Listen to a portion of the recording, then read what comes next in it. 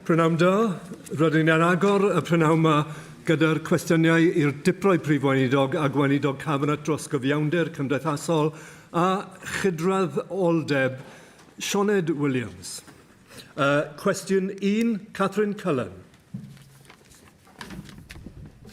Diolch, Llywydd. How will the Cabinet Minister work with the Cabinet Minister for Education and the Welsh language to ensure that guidance on gender identity in schools prioritises objective, evidence-based safeguarding standards as outlined in the UK Government's CAS review to guarantee a safe and transparent environment for pupils and parents?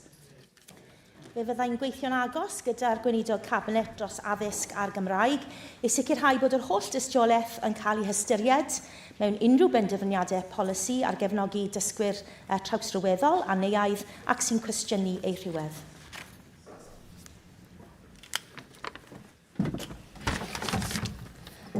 I'm sure you agree that we all need to treat children with compassion. We sit here today with one non-negotiable duty, the absolute safety of Welsh children in schools.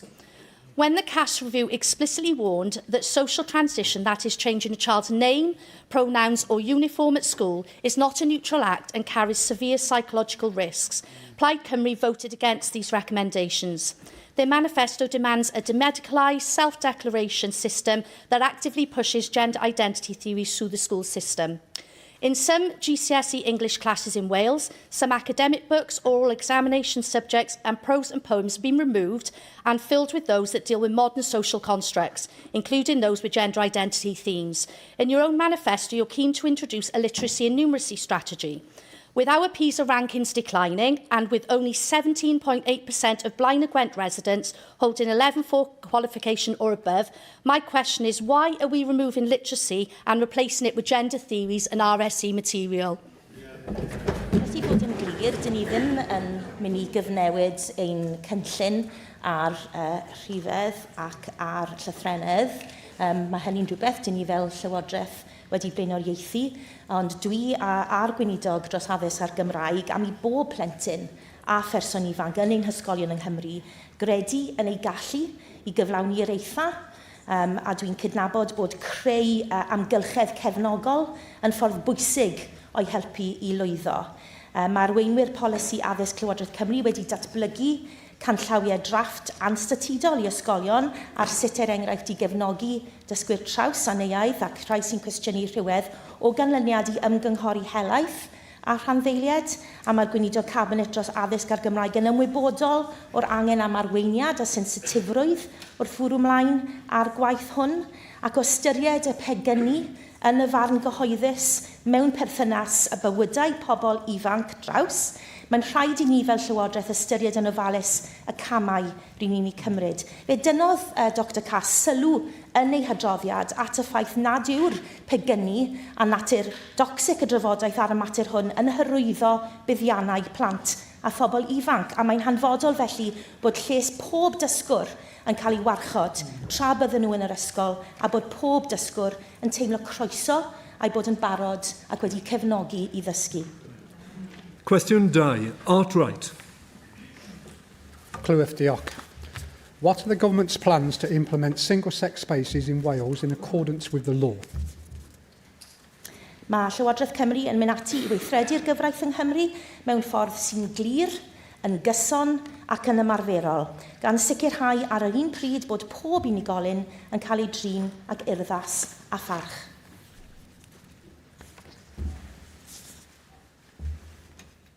I have tabled the question today out of provenance from a direct ask from concerned citizens and many women's advocacy groups across Wales who are tired of waiting for the protections our laws set out.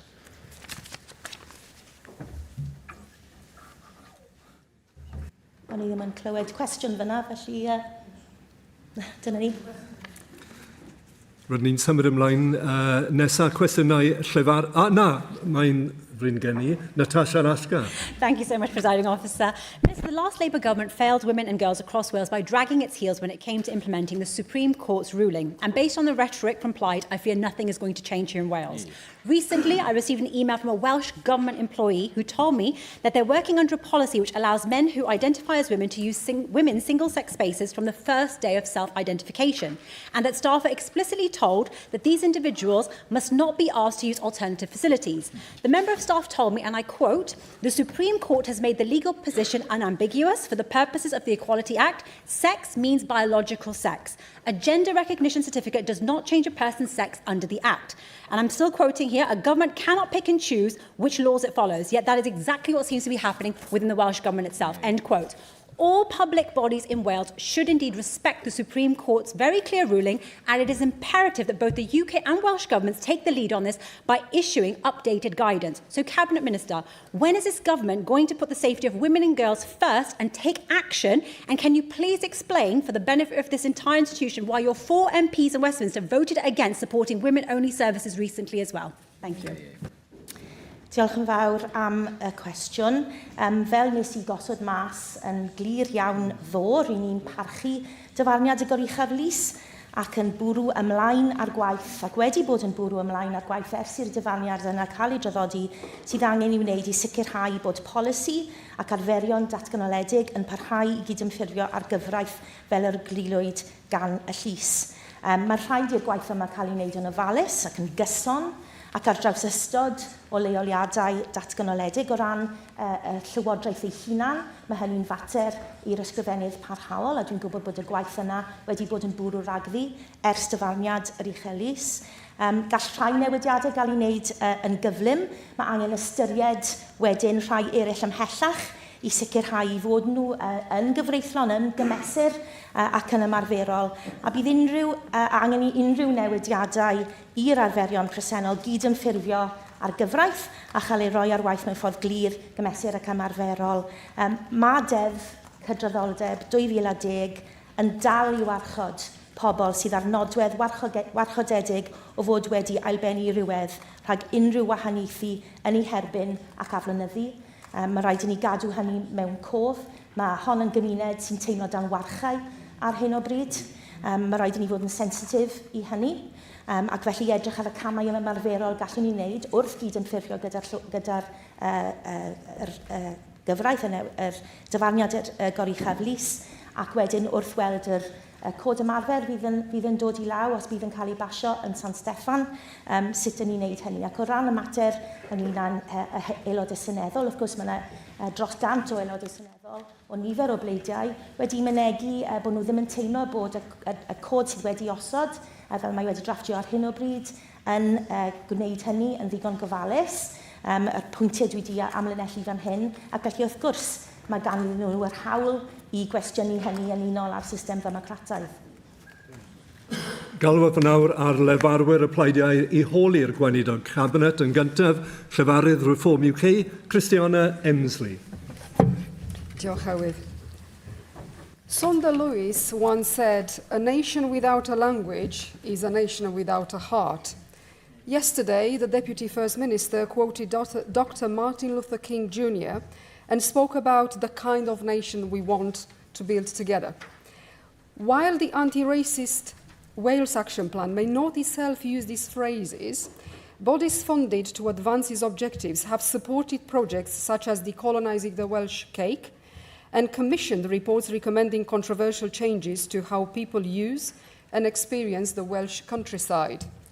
Many people feel that this agenda risks treating expressions of Welsh culture and identity as problems to be reinterpreted rather than traditions to be celebrated. If the government's mission is to strengthen Welsh identity, at what point does re-examining our traditions becomes eroding the cultural confidence of the very nations it was elected to serve? Diolch yn fawr am y cwestiwn. Mae'r Llywodraeth yma'n glir bod Cymru yn genedl I bawb sy'n ymgartrefu yma. Beth bynnag ei iaith, beth bynnag ei tras ethnic. Mae pawb yn gallu galw yn gartre, ac fyddwn ni fel Llywodraeth wastad yn cefnogi pob un o'n dinasyddion nhw. Wrth gwrs, mae'r hunaniaeth Gymraeg a Chymreig yn rhywbeth sydd angen ei drysori a'i warchod, ond yn yr un modd, dyw e ddim yn rhywbeth caeedig. Mae'n rhywbeth gwbl agored, mae unrhyw un yn gallu dysgu Cymraeg er enghraifft, a mae'r Llywodraeth yma eisiau gwneud yn siŵr bod gan bawb yng Nghymru y cyfle i wneud hynny. Mae edrych nôl ar ein hanes, deall cymlethdod ein hanes, yn rhywbeth hanfodol os y'n ni'n gwybod eich ni angen deall pwy i ni ac i ble i ni'n mynd. Ac effaith yr hanes hynny ar bob un o'n dinasyddion. Felly dwi ddim yn derbyn yr hyn mae'r aelod yn rhoi ymlaen o ran y ffaith bod ni wrth wneud yn siŵr bod ni'n gwarchod pawb rhag hiliaeth er enghraifft drwy y cynllun sydd gyda ni yn peryglu hynny mewn unrhyw fodd.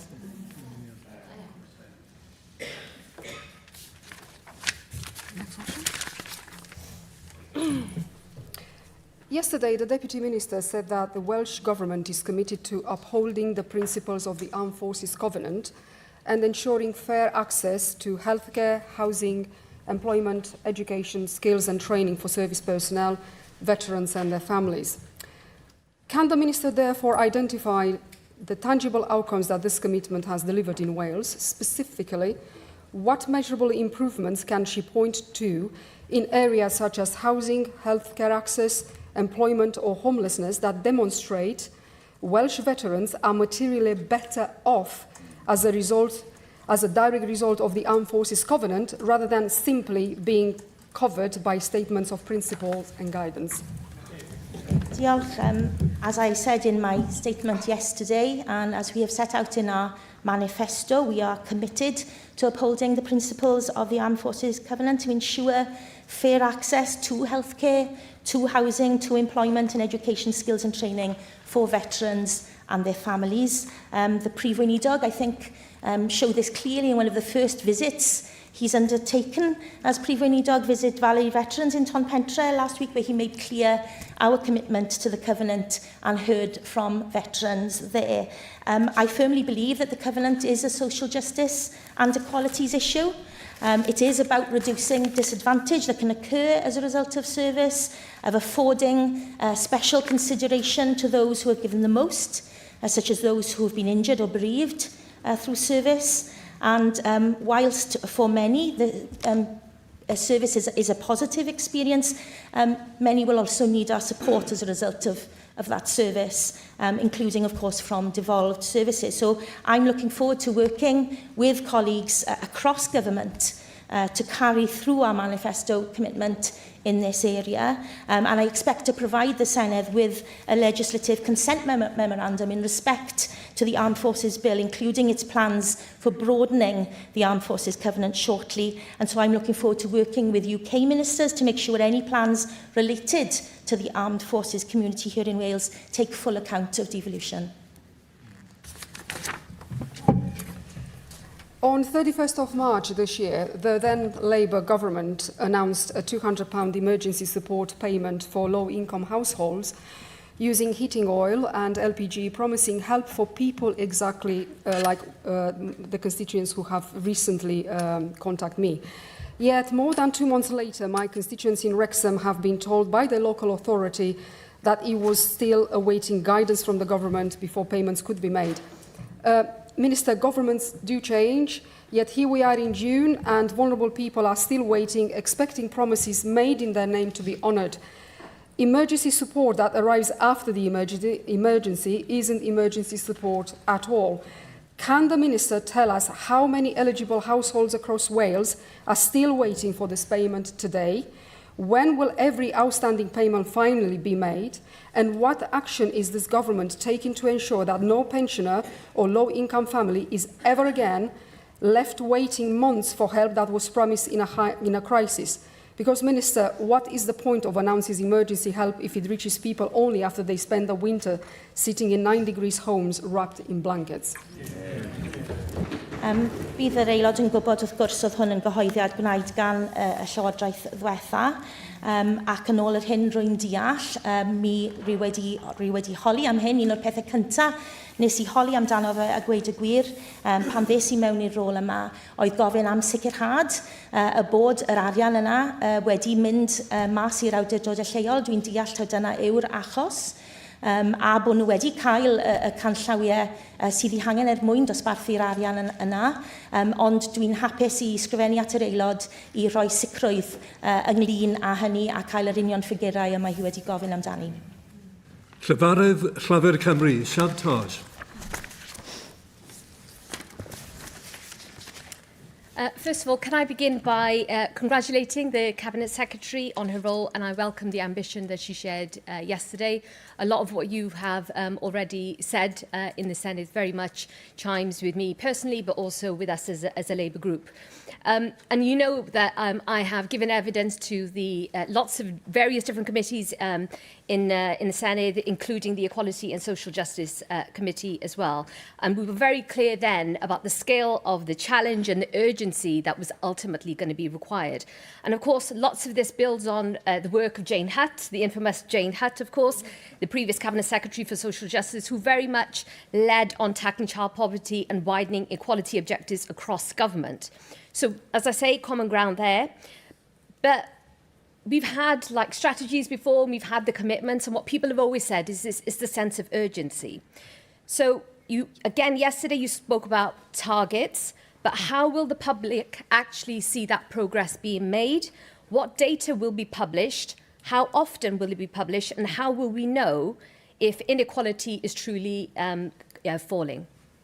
Diolch yn fawr a diolch am y geiriau yna. Dwi'n gwybod bod ni'n rhannu nifer o'n gwerthoedd craidd ni yn maes cyfiawnder cymdeithasol, a dwi'n edrych ymlaen at gydweithio fel wnaethon ni gydweithio wrth graffu y Llywodraeth flaenorol. Felly diolch yn fawr iawn am y cynnig yna ac am y geiriau yna.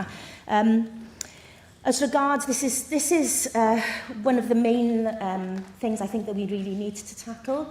The previous government did spend an awful lot of money, quite rightly so, on trying to support our most vulnerable citizens, including, of course, children in poverty.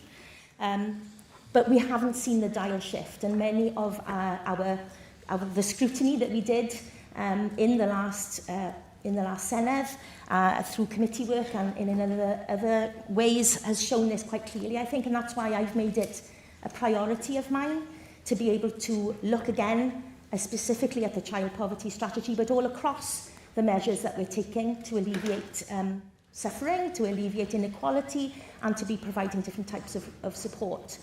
We have made it clear as a government that we will be having a dashboard, a digital dashboard.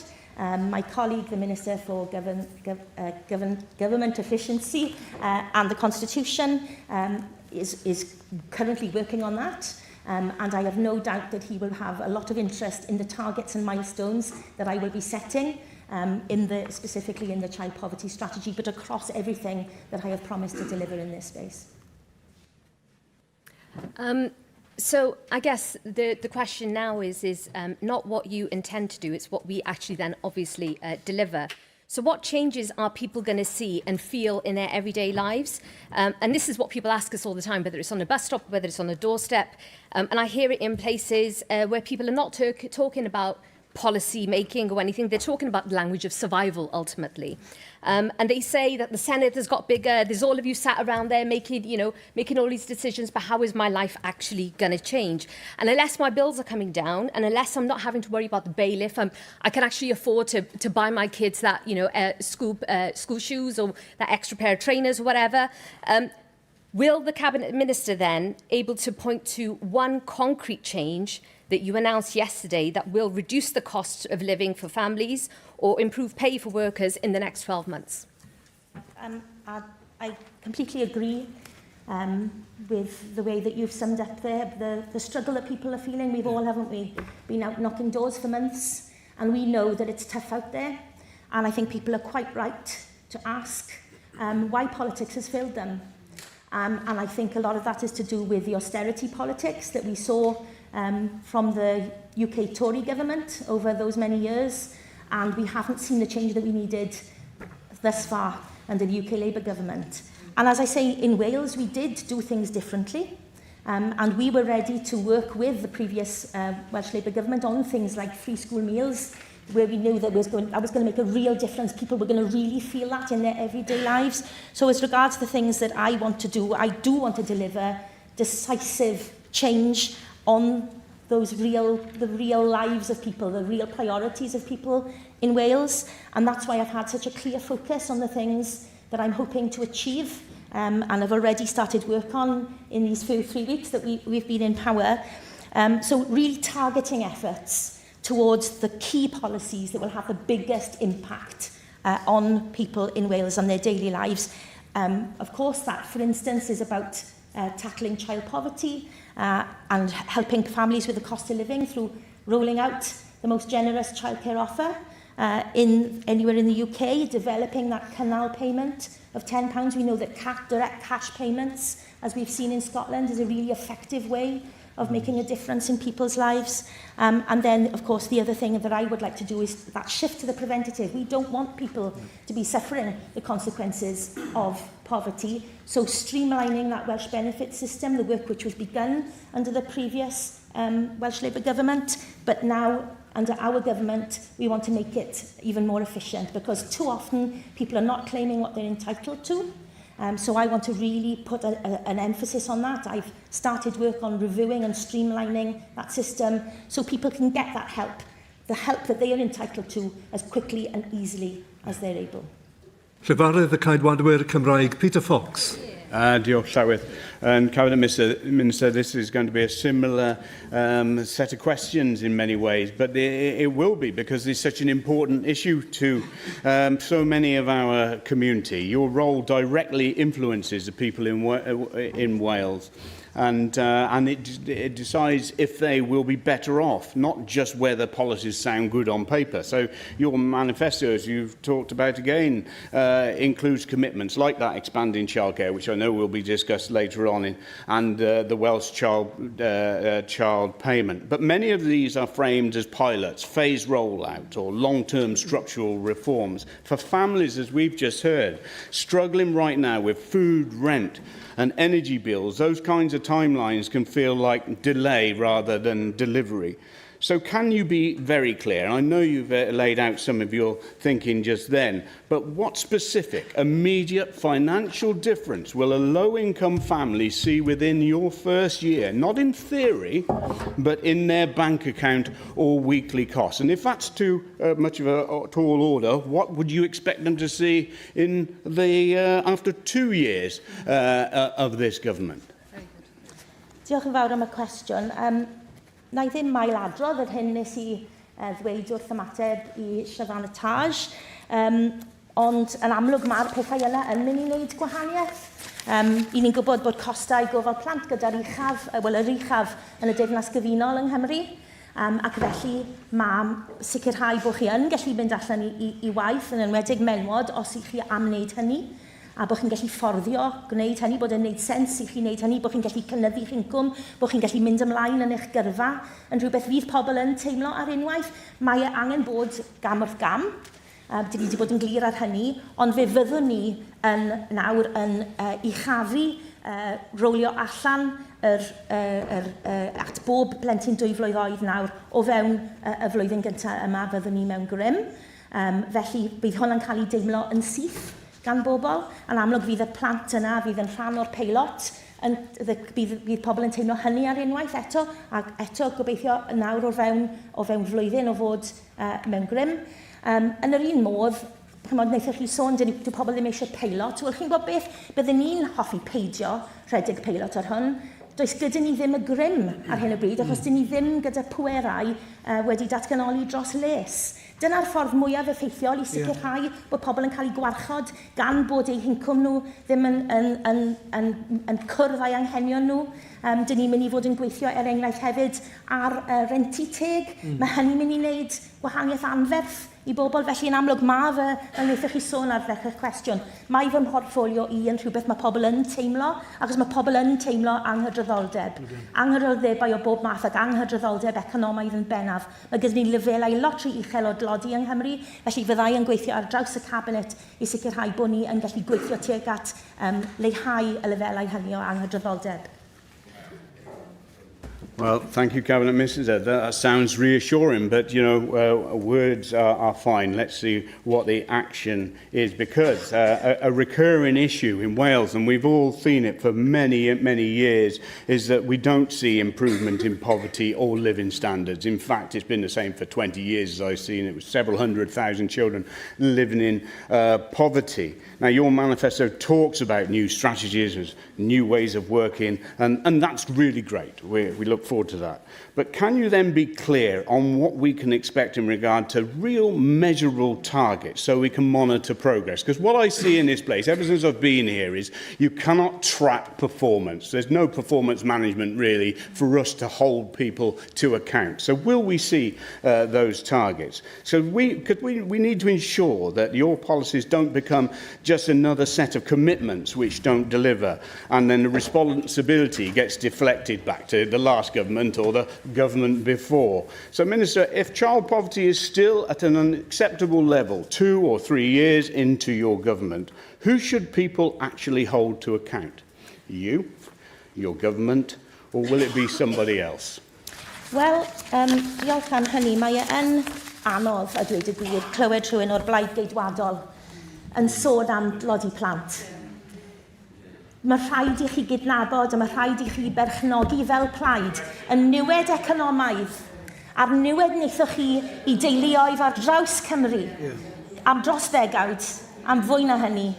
No, dwi'n un o blant o'r 80au, dwi'n un o blant y maes glo, a dwi'n cofio be ddigwyddodd o dan Margaret Thatcher yn fy nghymuned i. Mae fe'n un o'r resymau pan beth sy'n mewn i wleidyddiaeth a dweud y gwir. Felly, ond fe na i dderbyn y pwynt a na i dderbyn yr her, achos dyma'r gwaith dwi eisiau wneud. Dwi eisiau wneud yn iawn am hynny, am yr anghydroddodebau a'r lefelau anerbyniol o dlodi wnaethoch chi gyfeirio ato fe. Ac fel Sonia, dyn ni yn y Llywodraeth yma ddim yn ofn craffu, a dweud y gwir, dyn ni'n croesawu craffu. Dyn ni eisiau wneud yn siŵr gyda'r cyllid sydd gyda ni, gyda'r pwerau sydd gyda ni, bod ni'n wneud i bob pint i gyfri. Am yn rhy hir, mae yna nifer fawr o raglenni wedi bod a dyn ni ddim wedi gweld yr effaith. Dwi'n cytuno gyda chi ar hynny, a dyna pam dwi eisiau enghraifft adolygu y strategaeth sydd gyda ni, gosod y targedau yna, ac fe fydd y Llywodraeth hon hefyd yn anelu at hynny. A nid yn siŵr bod ni'n trio ymgyrraedd at y targedau hynny, ac wrth gwrs gweithio mewn partneriaeth i wneud hynny, ac fe fydda i wythnos nesaf, a dweud y gwir, yn trafod yr union beth yma gyda'r Child Poverty Expert Reference Group, sydd yn barod iawn wastad i rhoi syniadau ac i fod yn ffrind beirniadol i Lywodraeth.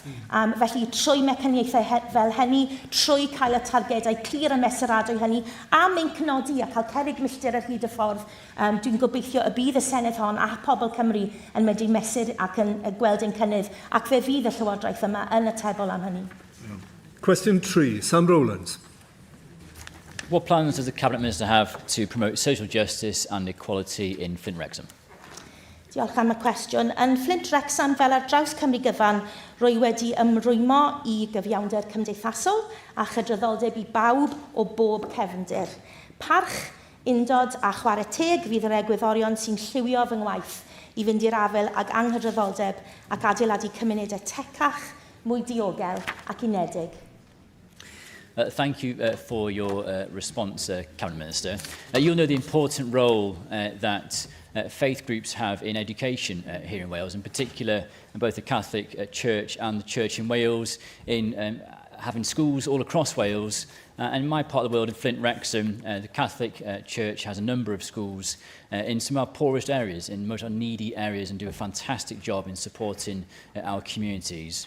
You may be aware that Flintshire Council are pursuing an agenda of closing a number of these Catholic schools in my area, and specifically in Saltney, where St Anthony's School is under threat of closure, and the local authority there, Flintshire, are telling parents and children that they should either go to England for their Catholic education education or travel 14 miles to Flint for their Catholic education. So first of all, do you agree with Flintshire Council it's appropriate to tell parents to send their children outside of Wales for their Catholic education, or do you think that education should be available for them within Wales? And secondly, would you be willing to meet with me to discuss this issue further to see what solutions may be available? Diolch yn fawr am y cwestiwn.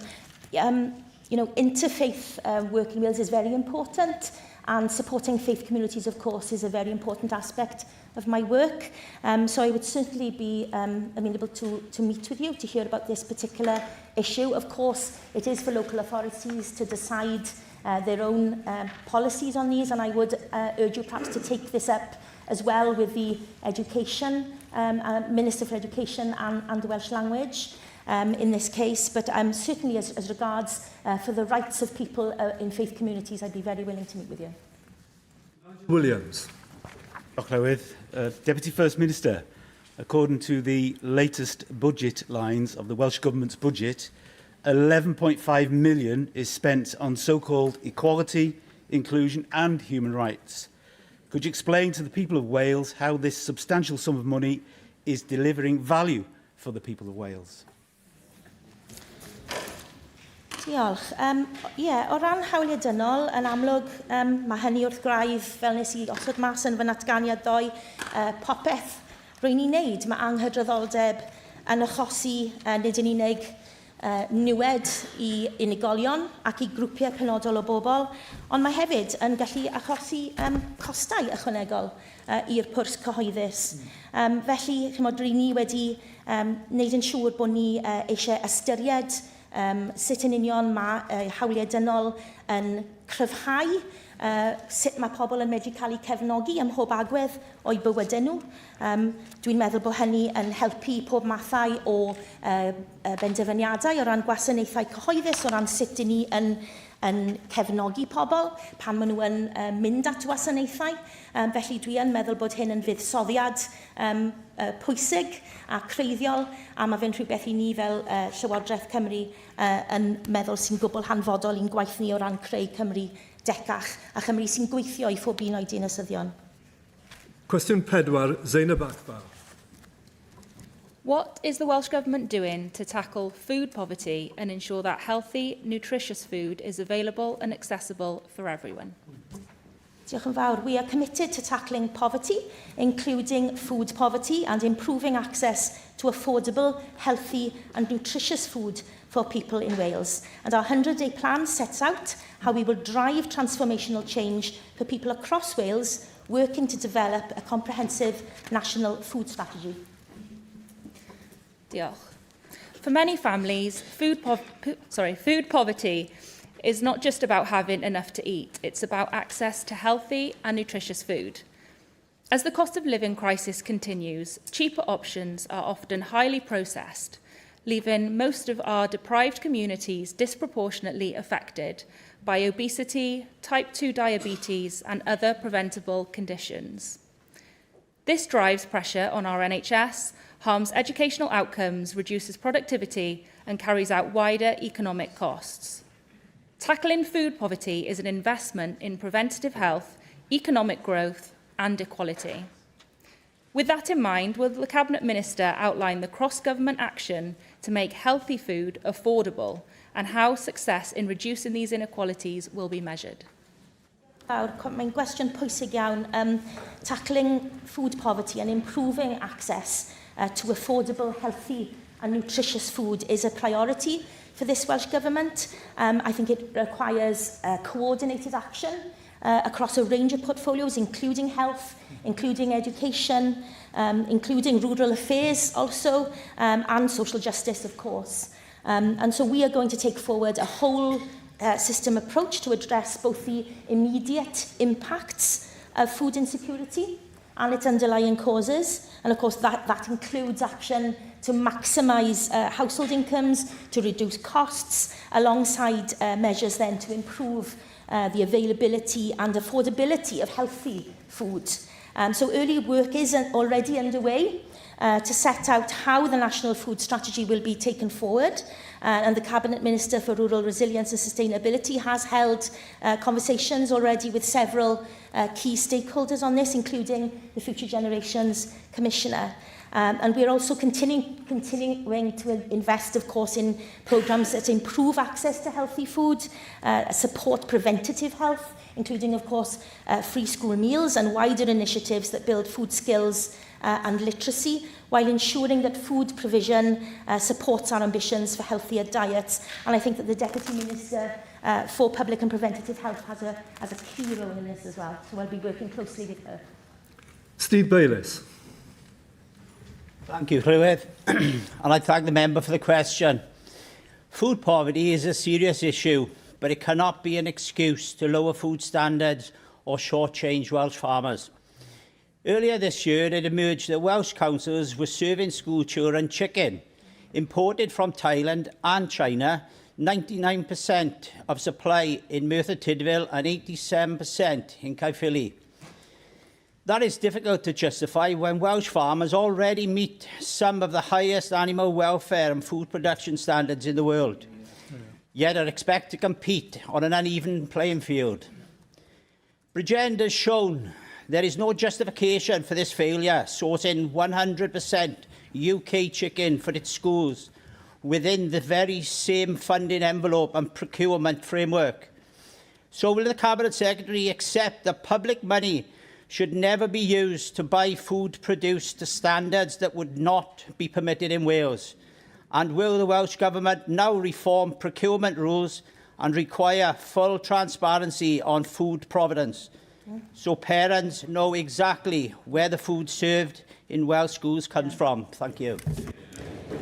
There is already, of course, framework and regulations in place, but making sure that we improve access and make sure that the procurement power of our public services and of our Welsh Government is really key in doing this. So as I said, we are taking forward this whole system approach to address not just the impacts of food insecurity, but also the quality and the healthiness of that food. And so we will, as I said, as part of the food strategy, be looking at every aspect of this across our public services.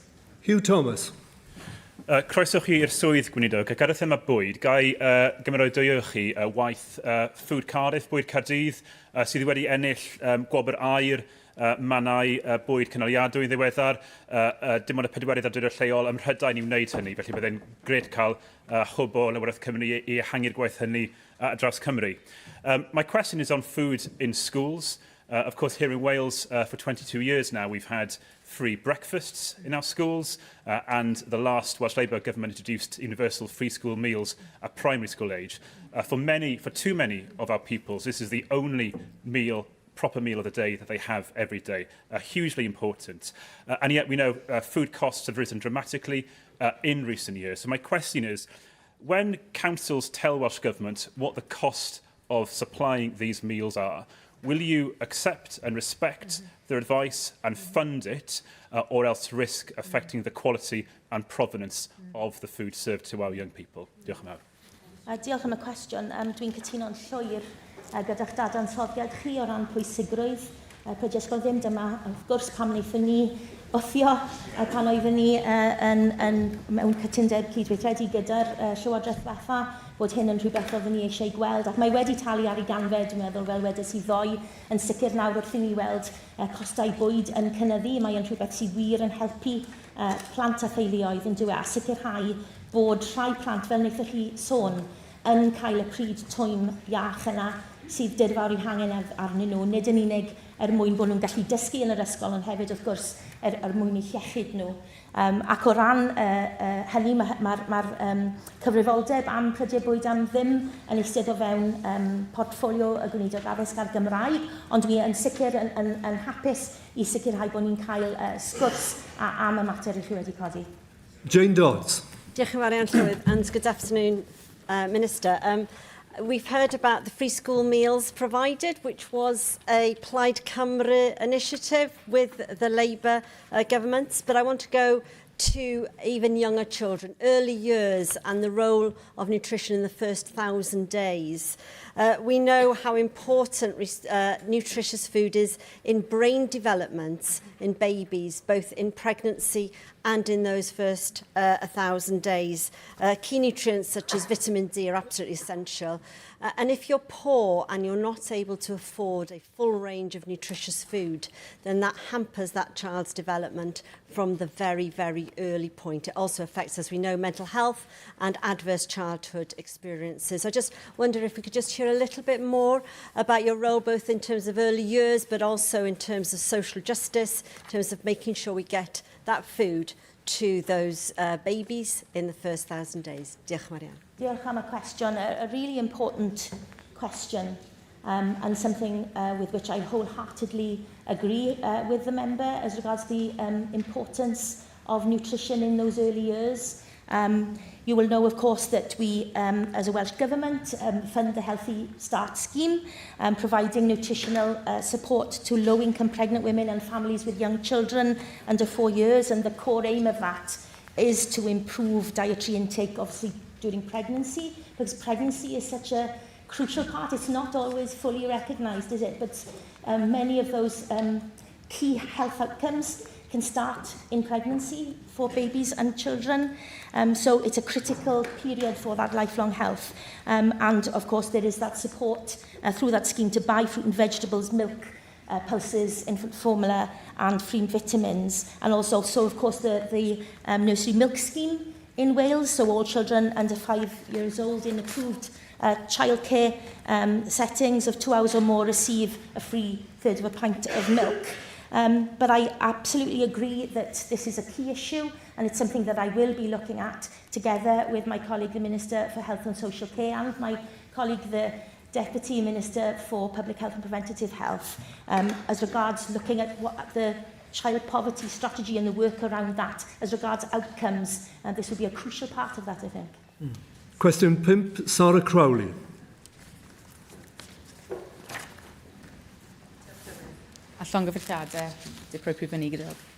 What action is the Welsh Government taking to tackle child poverty in Pontypridd, Cynon Merthyr? Diolch am y cwestiwn. Mae'n cynllun ar gyfer y 100 diwrnod cyntaf yn nodi camau i fynd i'r afael a thlodi plant ledled Cymru, gan gynnwys ym Mhontypridd, Cynon Merthyr, drwy ddatblygu taliad plant cynnal, ehangu cynnig gofal plant newydd trawsnewidiol i bob teulu a chynllun tlodi plant newydd gan amlinellu targedau clir, mesuradwy i wella bywydau plant a theuluoedd.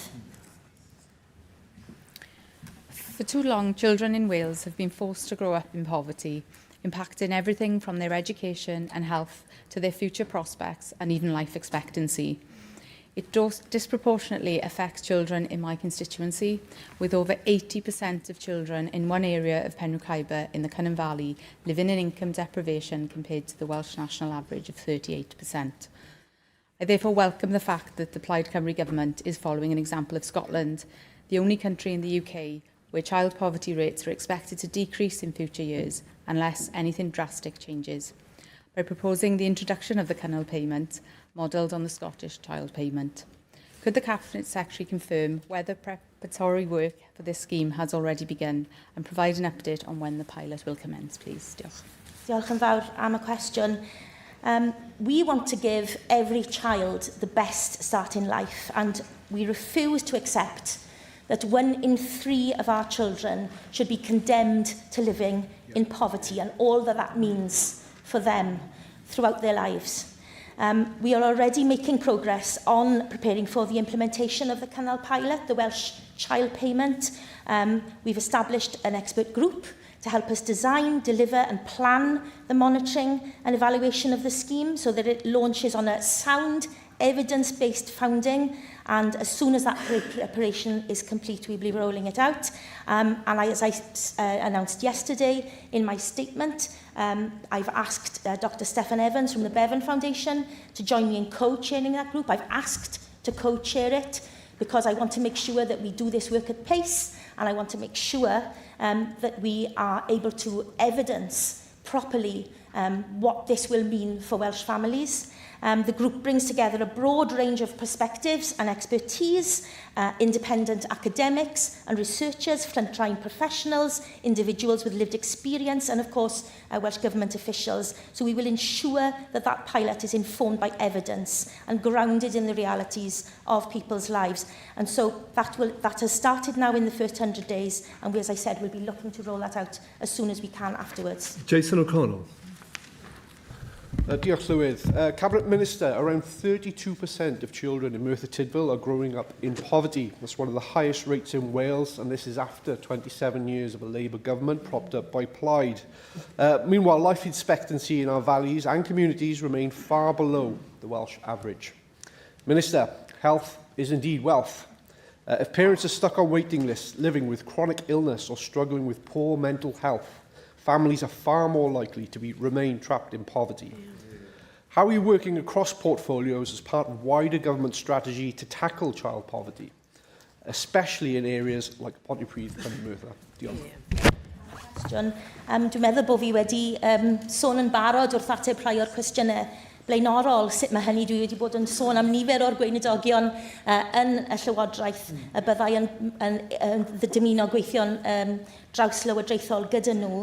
Rydyn ni wedi ymrwymo fel Llywodraeth i roi hwb i incwm aelwydydd, codi teuluoedd allan o dlodi, a dwi wedi sôn wrth gwrs am rhai o'r mesurau pendant byddai yn cymryd mwyn gwneud hynny.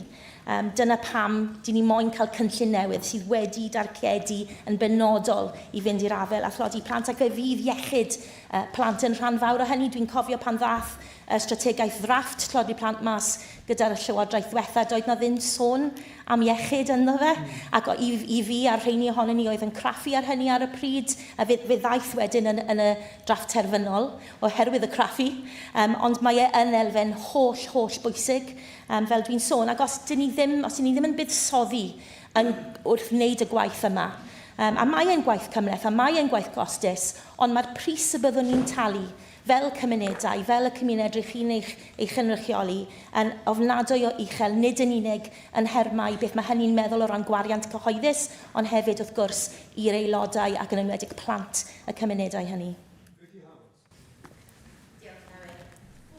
million free school meals for primary pupils served in Rhondda Cynon and Merthyr Tydfil, 55,000 school holiday enrichment programme places, the Child Poverty Innovation and Supporting Communities Grant, the Pupil Development Grant, the Discretionary Assistance Fund and universal access to Flying Start. Since 2022, over £7 billion has been spent on these and other schemes by the Welsh Labour Government, making a real difference to tackling child poverty and improving the lives of children and families across Pontypridd, Cynon, Merthyr. And Cabinet Minister, I know so many families and children who've benefited personally from these. So, Deputy First Minister, will you commit to maintain these policies and, importantly, their funding? Yeah. Diolch yn fawr am y cwestiwn. Yn amlwg, fe fydd yna rai pethau. Byddwn ni yn sicr yn enghraifft y pryder bwyd am ddim oedd yn rhywbeth oedd yn bolisi wnaethon ni ddod i'r bwrdd, yn dyfe, a fel dyn ni wedi sôn sawl gwaith yn ystod y prynhawn heddiw, pa mor bwysig yw hynny. A dwi'n gwybod hefyd y gwahaniaeth mae hynny'n gallu gwneud, a teuluoedd wedi dweud wrth i ni gnocio drysau ac wrth i ni ymwneud â'n etholwyr, wrth gwrs, pa mor bwysig yw hynny iddyn nhw. Yr un peth fyddai'n gweud yw, mae'r Llywodraeth Ddiwethaf wedi gwario, a dwi'n cydnabod hynny yn llwyr, lot fawr o arian a wedi cynnal lot fawr o raglenni mwyn ceisio lleddfu tlodi.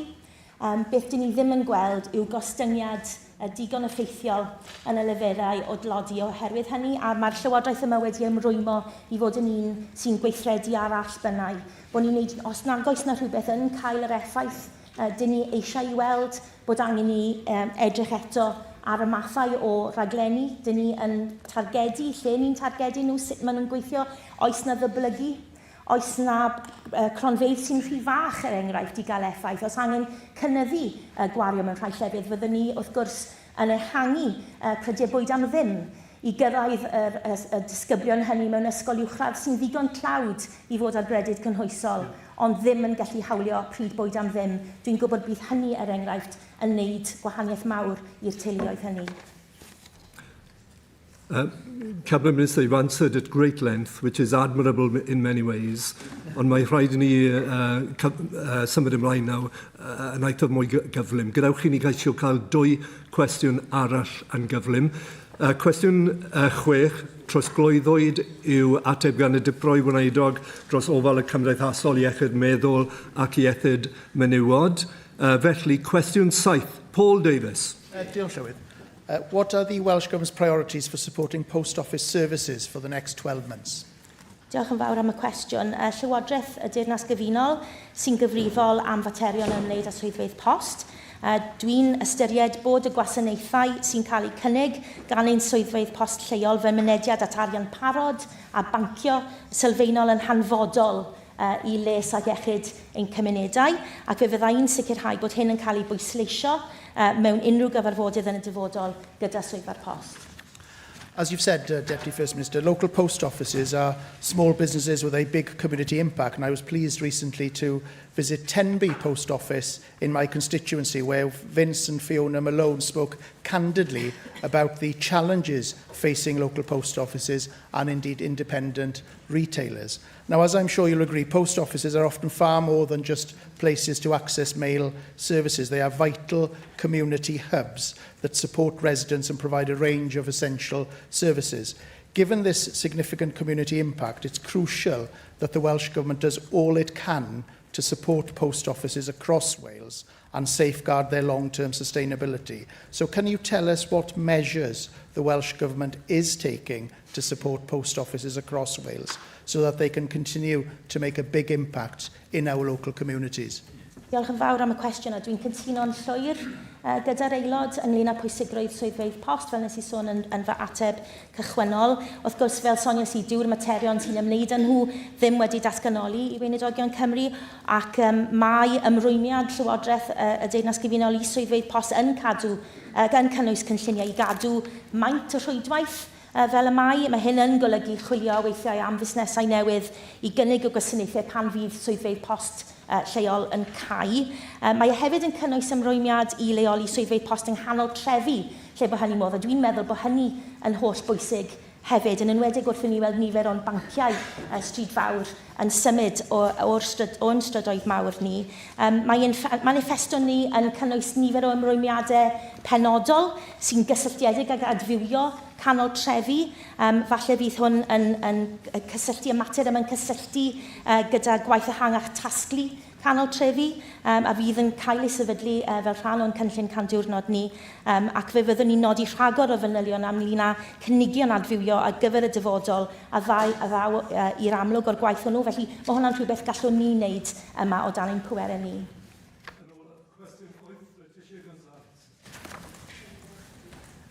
What steps is the Cabinet Minister taking to tackle the high cost of childcare? Diolch yn fawr. Childcare costs are too high in Wales, and we want to put more money back into families' pockets. And our actions in this first 100 days now are focused on putting those right foundations in place with the governance, the infrastructure and the workforce that we need to expand childcare in the right way and maintain high quality provision. Thank you. Poverty in Wales has remained largely unchanged for a decade, emphasising the need to improve children's life chances through stronger early year support. Accessible, high-quality childcare can boost development while also enabling parents on low incomes to work. We know that poverty is highest among minority ethnic groups, disabled people, carers, renters, and those facing labour markets barrier, particularly migrants' families in insecure, low-paid work. I therefore welcome a Plaid Cymru government focused on supporting families into work and helping children thrive. Could the Cabinet Minister provide an update on the timeline for establishing the task force of the scheme's first phase? Well, yesterday I announced the establishment and membership of our new Childcare Expert Steering Group, which is one of the commitments that we said we'd do in our first 100 days. And as I said, I'll be co-chairing the first meeting of that expert steering group later this month. So the group will be absolutely key in delivering the transformational change this government has promised. And the group's central mission will be to establish that phased delivery of our childcare offer with workforce planning, with improving access streamlining application as its clear priorities, and of course that will operate alongside the Welsh Government Childcare Task Force.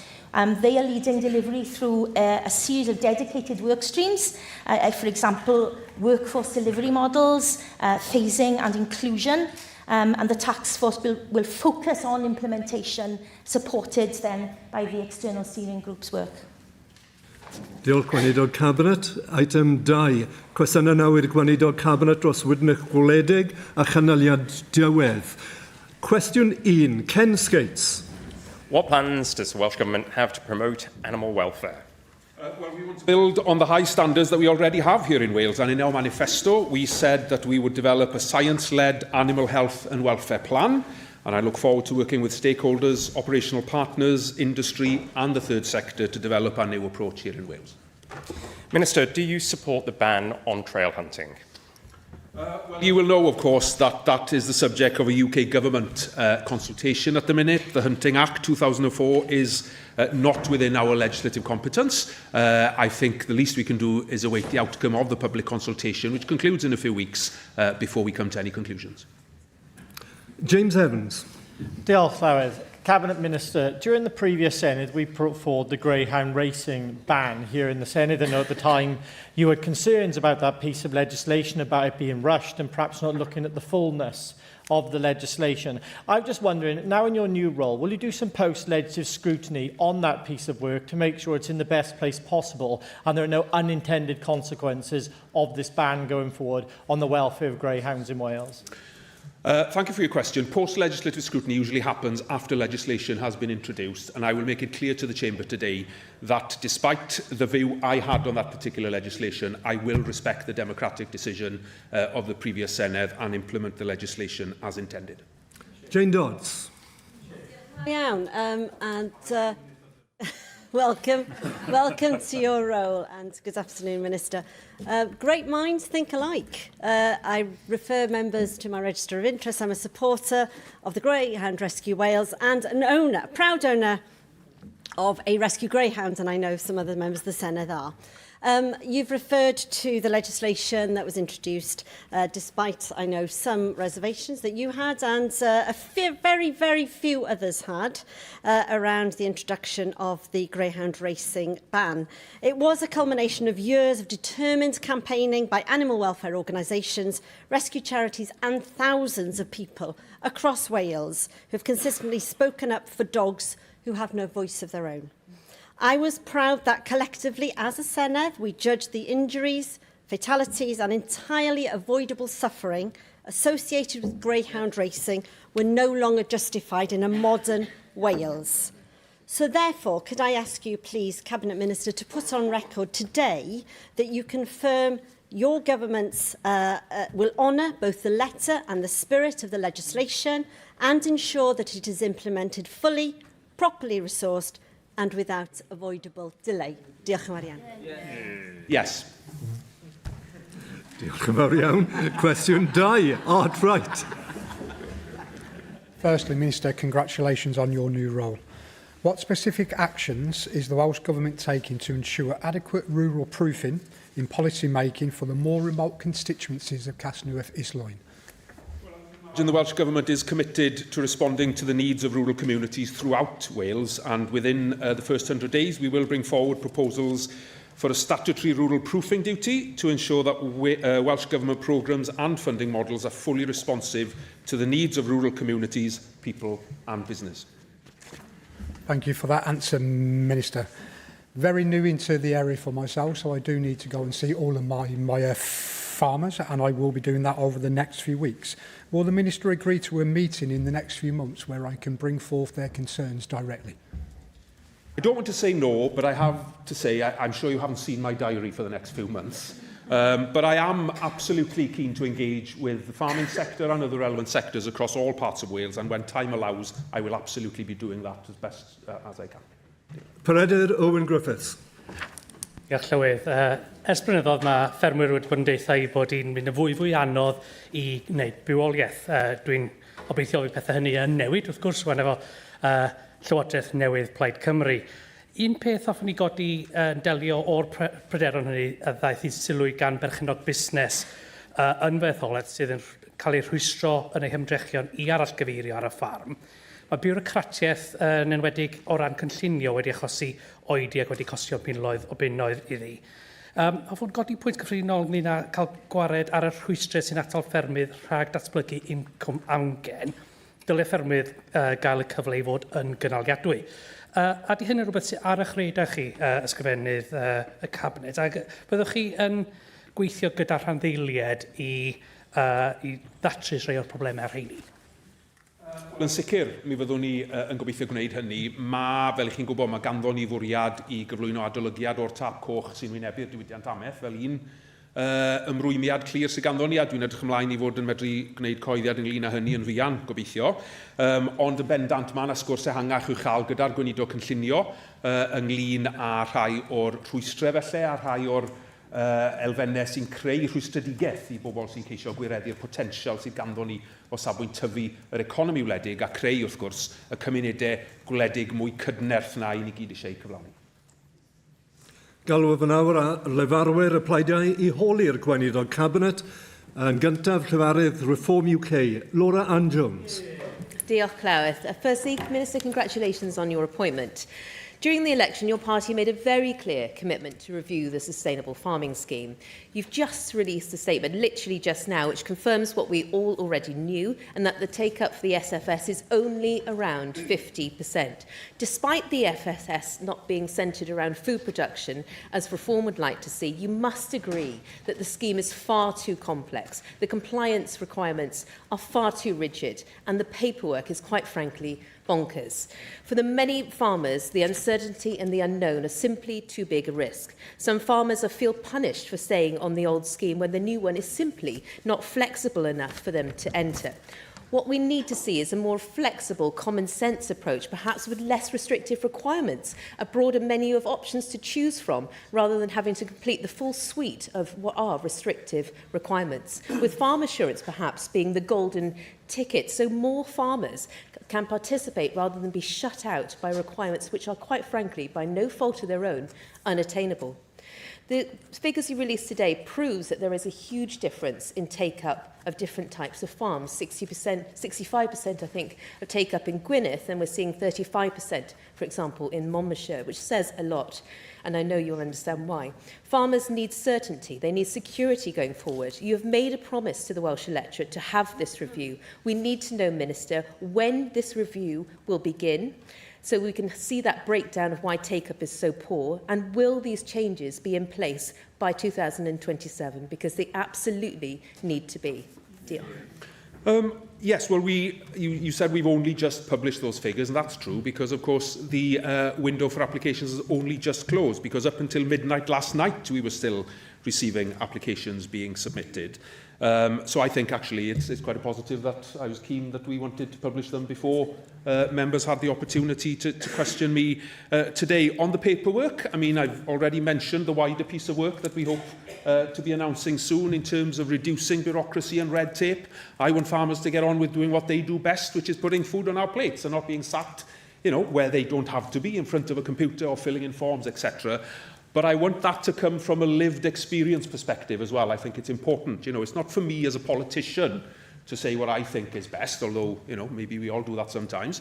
But we need to be informed by those on the front line who are actually grappling with these issues on a day-to-day and week-to-week basis. That said, I'm committed to evolving this scheme, the Sustainable Farming Scheme. I'm on the same page as the farming unions here. It's evolution, not revolution.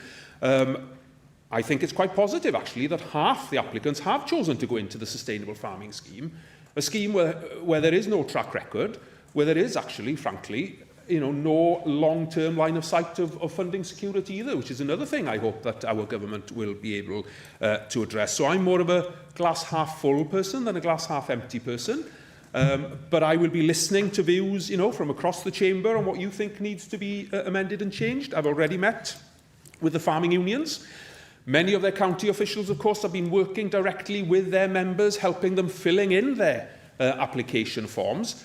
They will have picked up on some of the barriers and some of the concerns that the sector have, and I've asked them to feed those back to us as a government so that we can look at it all in the round and ultimately, hopefully, yes, get to a place where the scheme works for everybody. Thank you. I think your comments are very welcome there. You seem to be totally committed to actually listening to farmers, which is, I'm afraid to say, is not what the last government did. It was far more environmentalist rather than farmers who are actually going through the scheme and dealing with the scheme on a day-to-day basis. Yes, the unions have been very good at helping filling forms, but it's not really a job that they should have to do. So that bureaucracy needs to stop. We need to press upon you that urgency again to have to learn those lessons and have them enable that change before 2027. Now, during the election, your party also promised a science-led, targeted approach to tackling bovine TB. This is something our party wholeheartedly supports. However, there are farmers with serious mental health issues living in under TB restrictions right now, who need to know when you're going to deliver this. The electorate trusted you to deliver this, and I know you understand the urgency of finally getting to grips with bovine TB. Farmers need answers today, Minister. Can you outline how this approach, your approach to tackling TB will differ from previous strategies, and when farmers can see meaningful action with the emphasis on action to finally get to grips with bovine TB in Wales? Diolch. Well, you don't need to tell me how urgent an issue this is. I have friends and family who have been to hell and back because of TB, and I won't rest until we get to a position where we're on a much more positive trajectory in terms of achieving all our ambitions, I'm sure, in relation to the eradication of TB. It will, of course, be science-based and evidence-based.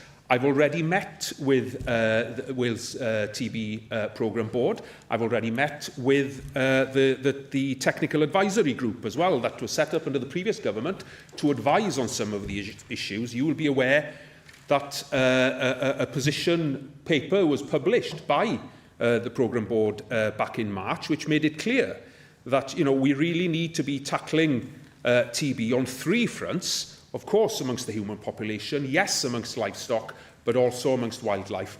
I support that position.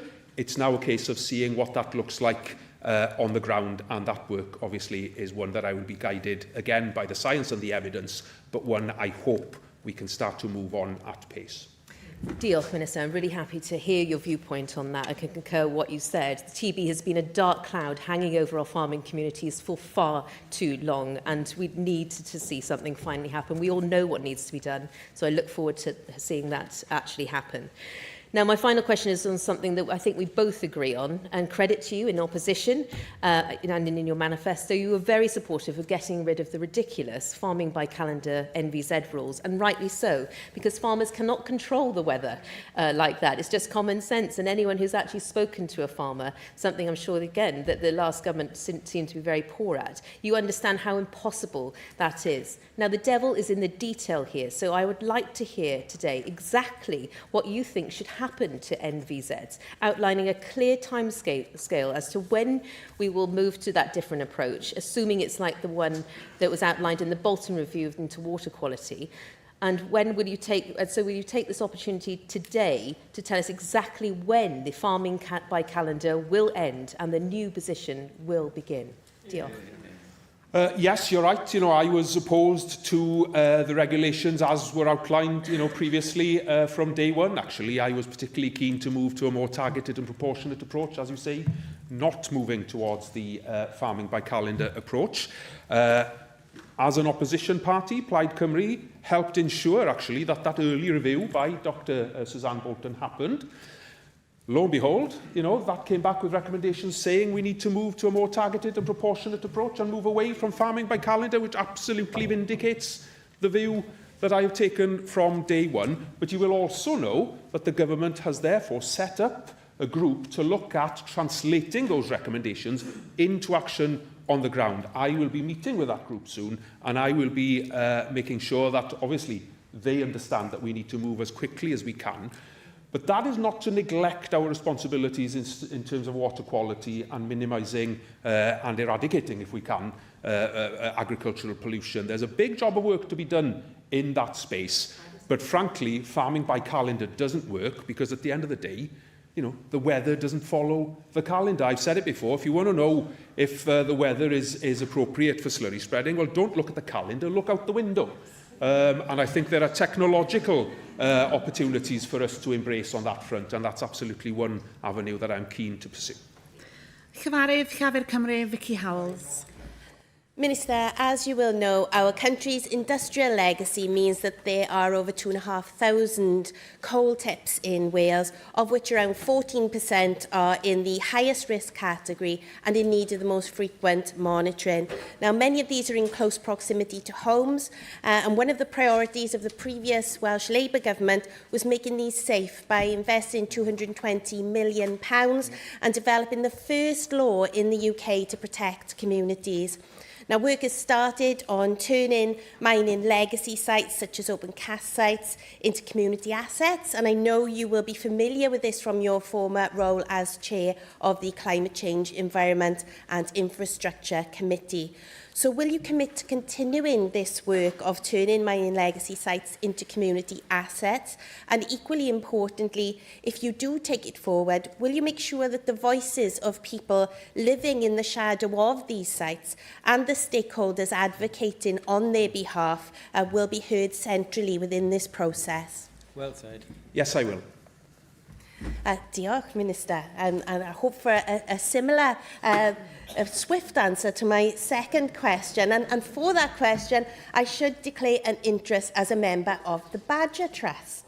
So I am, of course, turning to the worrying news that part of this Welsh Government's response to bovine TB could be the slaughter of this protected species.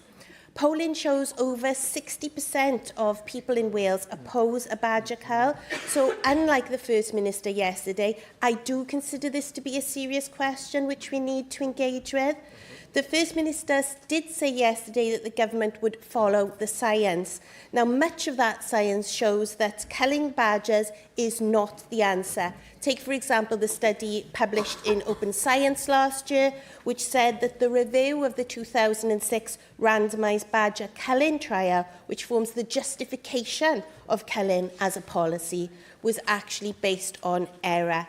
So will you, Minister, commit to fully consider all of the science, including the overwhelming amount of data which says that culling badgers is not the answer? Well, that view, of course, contrasts starkly with the view of the experts that are advising this government, the experts that were brought together by the previous government. So, you know, maybe we all need to reflect on that somewhat. And I would say, you know, I mean, the question from the member from Flint Wrexham to the First Minister yesterday, I'm not sure that that kind of emotive, melodramatic use of murder and this, that and the other really helps the debate. This is a difficult issue and we need to approach it in an objective manner with a clear head. Okay? So, you know, if that's the way you want to play it, that's fine, that's up to you. I won't be playing that game. I will be basing any decisions that this government make on the science and on the evidence base and the expertise and the advice provided by your government's, your former government's established technical advisory group, which are currently looking at providing advice in, within the context of dealing with TB in wildlife. Let's wait and see what they say, and let's go from there. Diolch. Chyfarwydd y Ceidwadwyr Cymreig, Andrew R.T. Davis. Thank you, Deputy Presiding Officer. I declare an interest as a director in a farming business.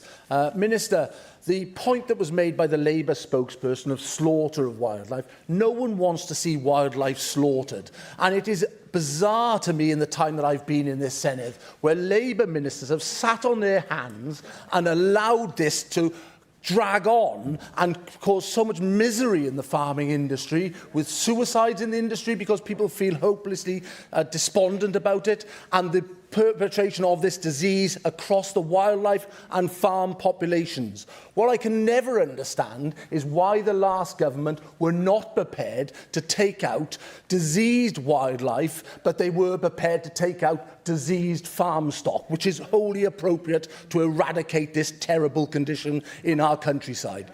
So can you indicate what science you have seen that will make this a whole-scale approach to eradicating bovine TB here in Wales, something we were very close to doing in the 80s, and something that we desperately need to be on the same page of this time round?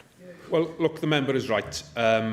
we're not on the right trajectory. You know, I mean, the advice from the TB programme board was that despite having a target of being TB free by 2041 at the current trajectory, it's going to be well into the 2050s till we get anywhere near where we need to be on this. And you're right, you know, I mean, a badger dying of TB will die a horrible, painful, long, agonising death.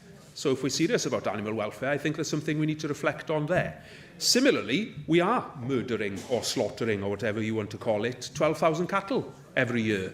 What about the welfare of those animals as well? I think we need a much more balanced consideration. It's not either or, and it will not be kill all badgers on my watch, absolutely not. It's certainly something that has to be guided by the science, and I will reserve judgment on exactly what that looks like until I receive the evidence and the advice of the experts in the field, world-leading experts, by the way, in terms of memberships of this group. And when they report, then I will reflect on that, and then we can have a conversation about the detail. Thank you, Minister. There are three parties in this chamber who want to see a healthy wildlife population and a healthy farm population. It is vital that you encapsulate that support now, use that support to bring forward this new strategy. 27 years of doing nothing from the Labour Party has devastated the countryside. Don't be a minister who in 3.5, 4 years' time looks back and hasn't captured this support in this chamber. Bring forward that strategy, and could you today give us an indication when it's going to arrive? Is it before the Royal Welsh or in the autumn? I don't think we'll see a strategy within the next few weeks. I think there's a lot of work that needs to be done on that, and clearly there's a lot of work to help people understand, you know, the nature of the problem that we're trying to tackle here, but it is absolutely very high up on my list, and I can give you my word, you know, that we will see movement on this front as soon as we can. But as I say, until I receive that advice from the programme board and the technical advisory group particularly, then I think it would be, you know, a bit premature of me to make any grand announcements at the minute. Cwestiwn 3, Ellen Stevens. Diolch, Dipro Lywydd. Pa gamau mae Llywodraeth Cymru yn ei cymryd I fynd i'r afael a gollon carthion yn yr afon Cynffig?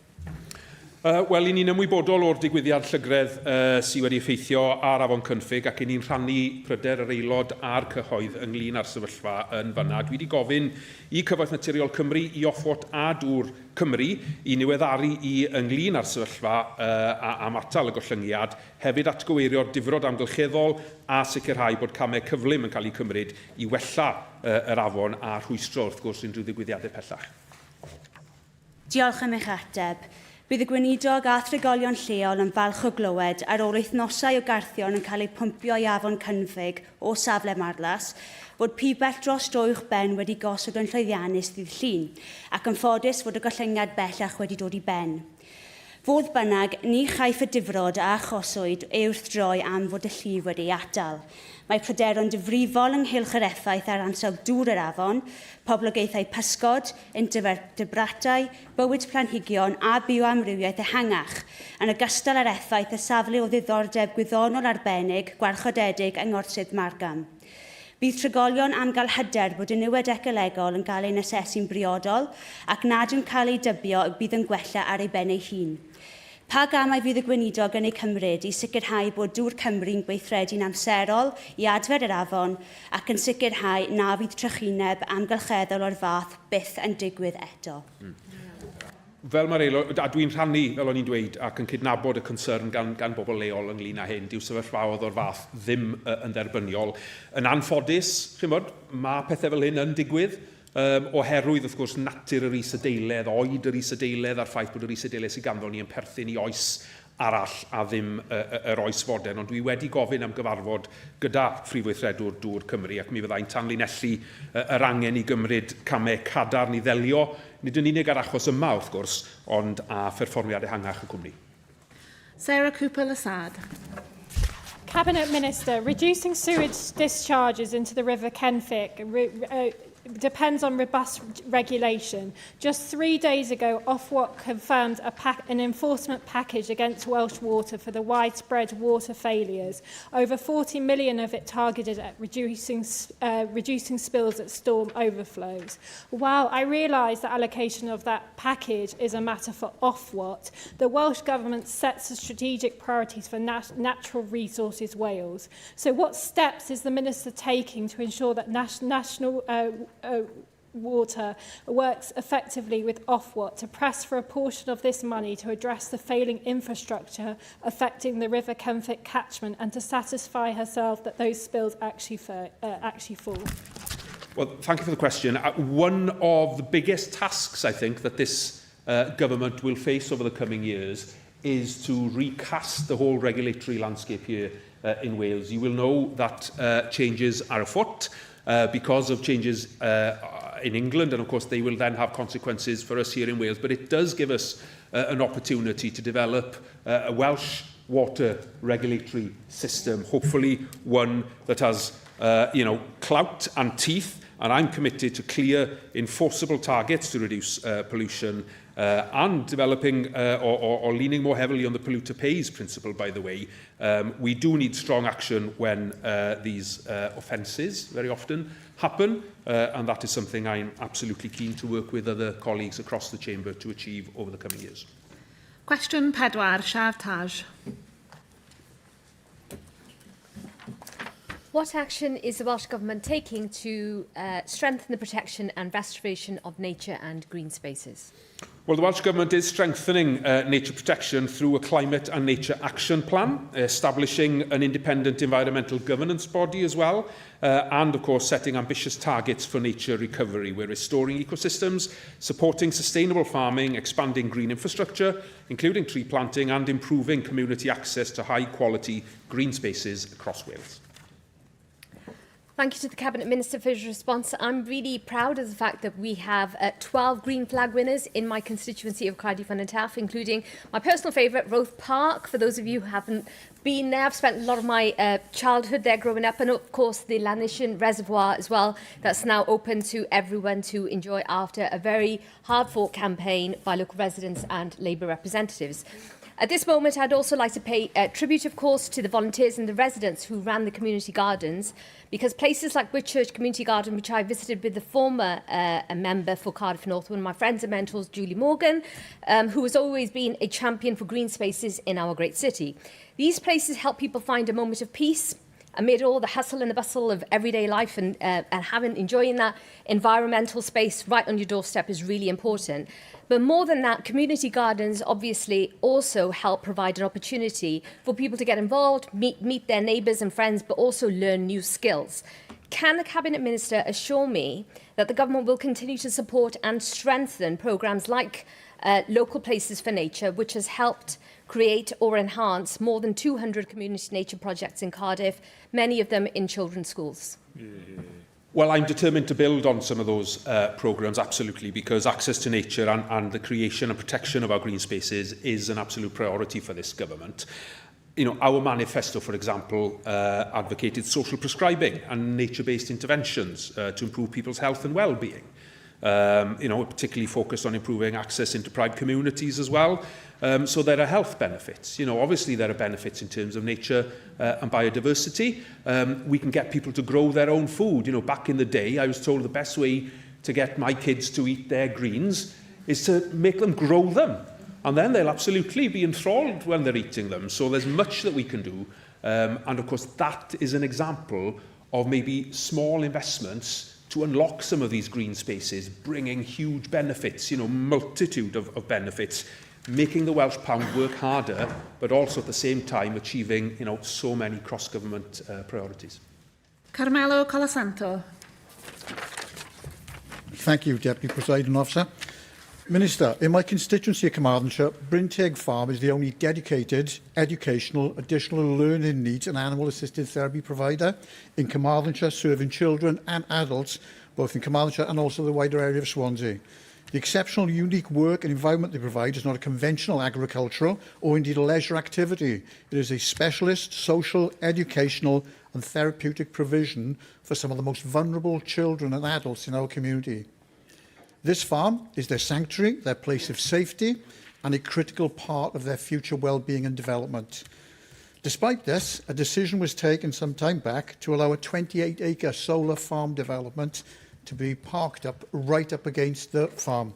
And this will ultimately mean that the noise and disturbance from construction and the subsequent operational noise generated by those inverters will mean that Bryntig Farm will ultimately be forced to close down, leading to the loss of the only provider in Carmarthenshire of such an exemplary service. Numerous statements I heard yesterday were made from the government about engaging with communities and listening going forward. So what I'd like to know is what assurances will the Minister give us going forward that communities will not be ignored and that when they tell us time and again that they don't want these developments, we start to listen. Thank you. Thanks for that question. I can't comment on any individual cases, of course, because the planning regulations mean that maybe Welsh ministers will be involved in some of those considerations. What I can say, of course, is that Planning Policy Wales requires developments to enhance biodiversity, to protect green infrastructure and to strengthen ecological networks. So the planning system should play an important role in securing green infrastructure. Now, as I say, I can't comment on the specific circumstances there. I've already outlined the benefits of access to nature to people, and in all circumstances, I would hope that that factor is at least taken into account as part of any planning decisions that are made. Question pimp, Jane Bryant. Gareth, what action is the Welsh Government taking to tackle fly tipping? Well, we work with partners and communities across Wales to change attitudes and behaviours in how we dispose of our waste. And that, of course, includes funding Fly Tipping Action Wales, which raises awareness, coordinates partner and community action, and works collaboratively with local authority enforcement teams. And this work results, of course, in increased prosecutions, in community engagement and preventative measures across Wales. Diolch. So from throwing litter out of a car window to the dumping of illegal waste at industrial scales, fly tipping blights our communities and our environment. Cleaning up the mess is a significant cost to our local authorities. Welsh Labour committed to clean up our streets and neighbourhoods by increasing fines and creating new offences. Fly tipping doesn't seem to be a priority in the Plaid Cymru's first 100 days document. Will you commit to do the same? Well, look, fly tipping is a crime, and it needs to be treated as such, and that means strong enforcement and strong penalties. I referenced in an earlier answer, polluter pays as a principle. Well, there's a clear parallel there in relation to fly tipping as well, and I will give you my word that we as a government will crack down as best we can on that. And I'm happy to have a discussion with the member about how she thinks is the best way of doing or achieving that is. Paul Marr. Thank you, Deputy Presiding Officer. Minister, illegal fly tipping in my constituency of Ceredigion and Penfro continues to escalate at an alarming rate. This is not just an environmental issue, it is an economic one. The area that I represent depends heavily on tourism, with visitors drawn specifically by the natural beauty of our coastlines and our countryside. Given that enforcement activity and responses times vary significantly between local authorities, what steps will this Welsh Government take to introduce clear national standards for monitoring, enforcement and clean-up of fly tipping, and how will it ensure that the Council leadership is held directly accountable where these standards are not met?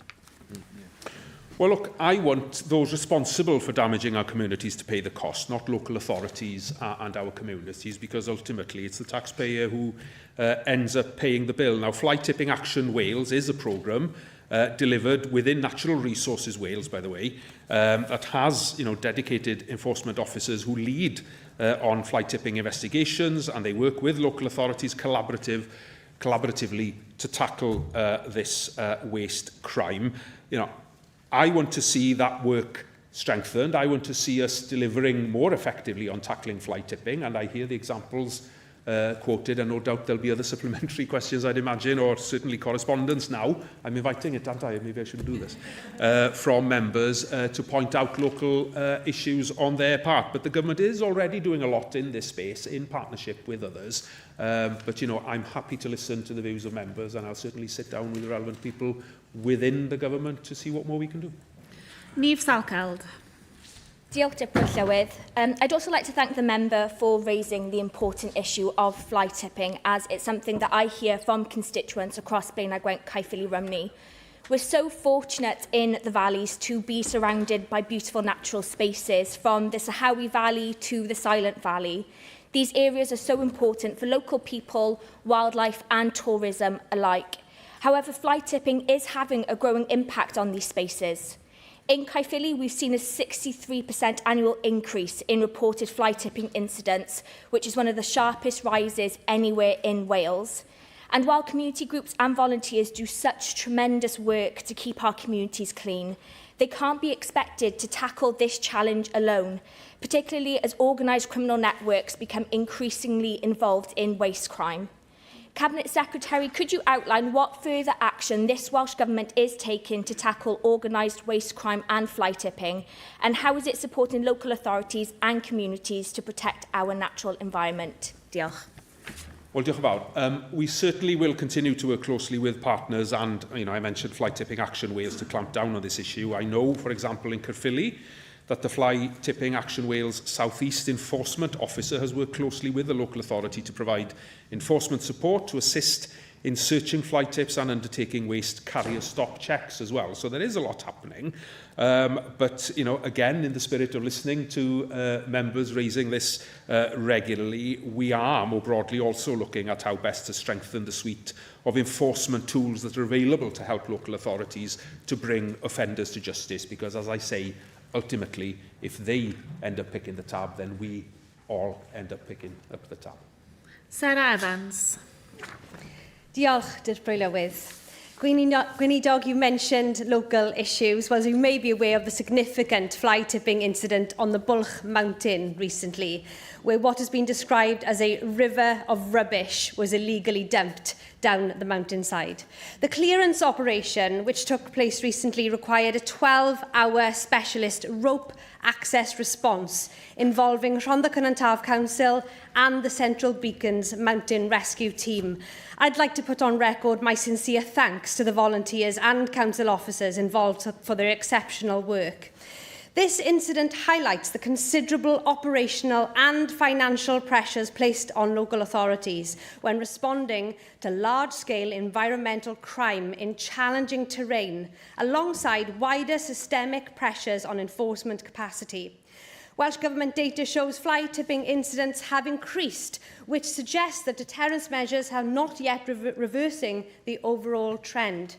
I'm mindful that it's very early days for this new Welsh Government still, but I'd be grateful to hear the Cabinet Minister's views on the balance between reactive expenditure on clean-up operations and preventative enforcement activity, and whether the Welsh Government is considering further measures to strengthen the polluter pays principle, so that enforcement results in a greater proportion of prosecutions relative to the number of incidents, and that this becomes more cost-neutral for public bodies. Diolch. And I think that's a really important point about the cost to public bodies. And I did see media reports about what I think was, what you could describe as an extreme litter pick, I suppose, couldn't you? It was quite an effort from the Mountain Rescue Team, the local authority, as you say, landowners and the wider community as well, hauling in, I think, well in excess of a tonne of fly-tipped waste. Now, we will use all the powers available to us to hold those accountable for their action. And yes, we will strengthen the polluter pays principles so that we can properly hold perpetrators to account. Question 6, Liz McLean. Diolch, Deputy Llywydd. A wnaeth y Gweinidog Cabinet datganiad ar y datblygiadau ddiweddaraf ynglyn â mwynglawdd glo brig ffos y fran? Wel, diolch yn fawr. Mae'r cais cynllunio ar gyfer y cynllun adfer diwygiedig yn ffos y fran a'r ceisiadau cysylltiedig am ddefnydd parhaus o bwynt gwaredu cwm Bargoed wedi I galw I fewn, wrth gwrs, yn mis Ebrill, felly mi fydd arolygydd cynllunio annibynnol yn rhoi cyngor nawr I weinidogion Cymru ar y ceisiadau hyn maes o law. Diolch. Fel ych chi'n gwybod, dwi'n falch iawn o fod yn fenyw o ferthyr a'r cyfle I gynrychioli fy nghymuned yma yn y Senedd. Mae llawer wedi cael ei ddweud am bobl Merthyr o fewn y welydd yma dros y flynyddoedd. Ond nawr, gyda Llywodraeth newydd a ffyrdd newydd o weithio, mae'n gyfle I ni gwrando'n well ar ein cymunedau yn hytrach na siarad amdanynt.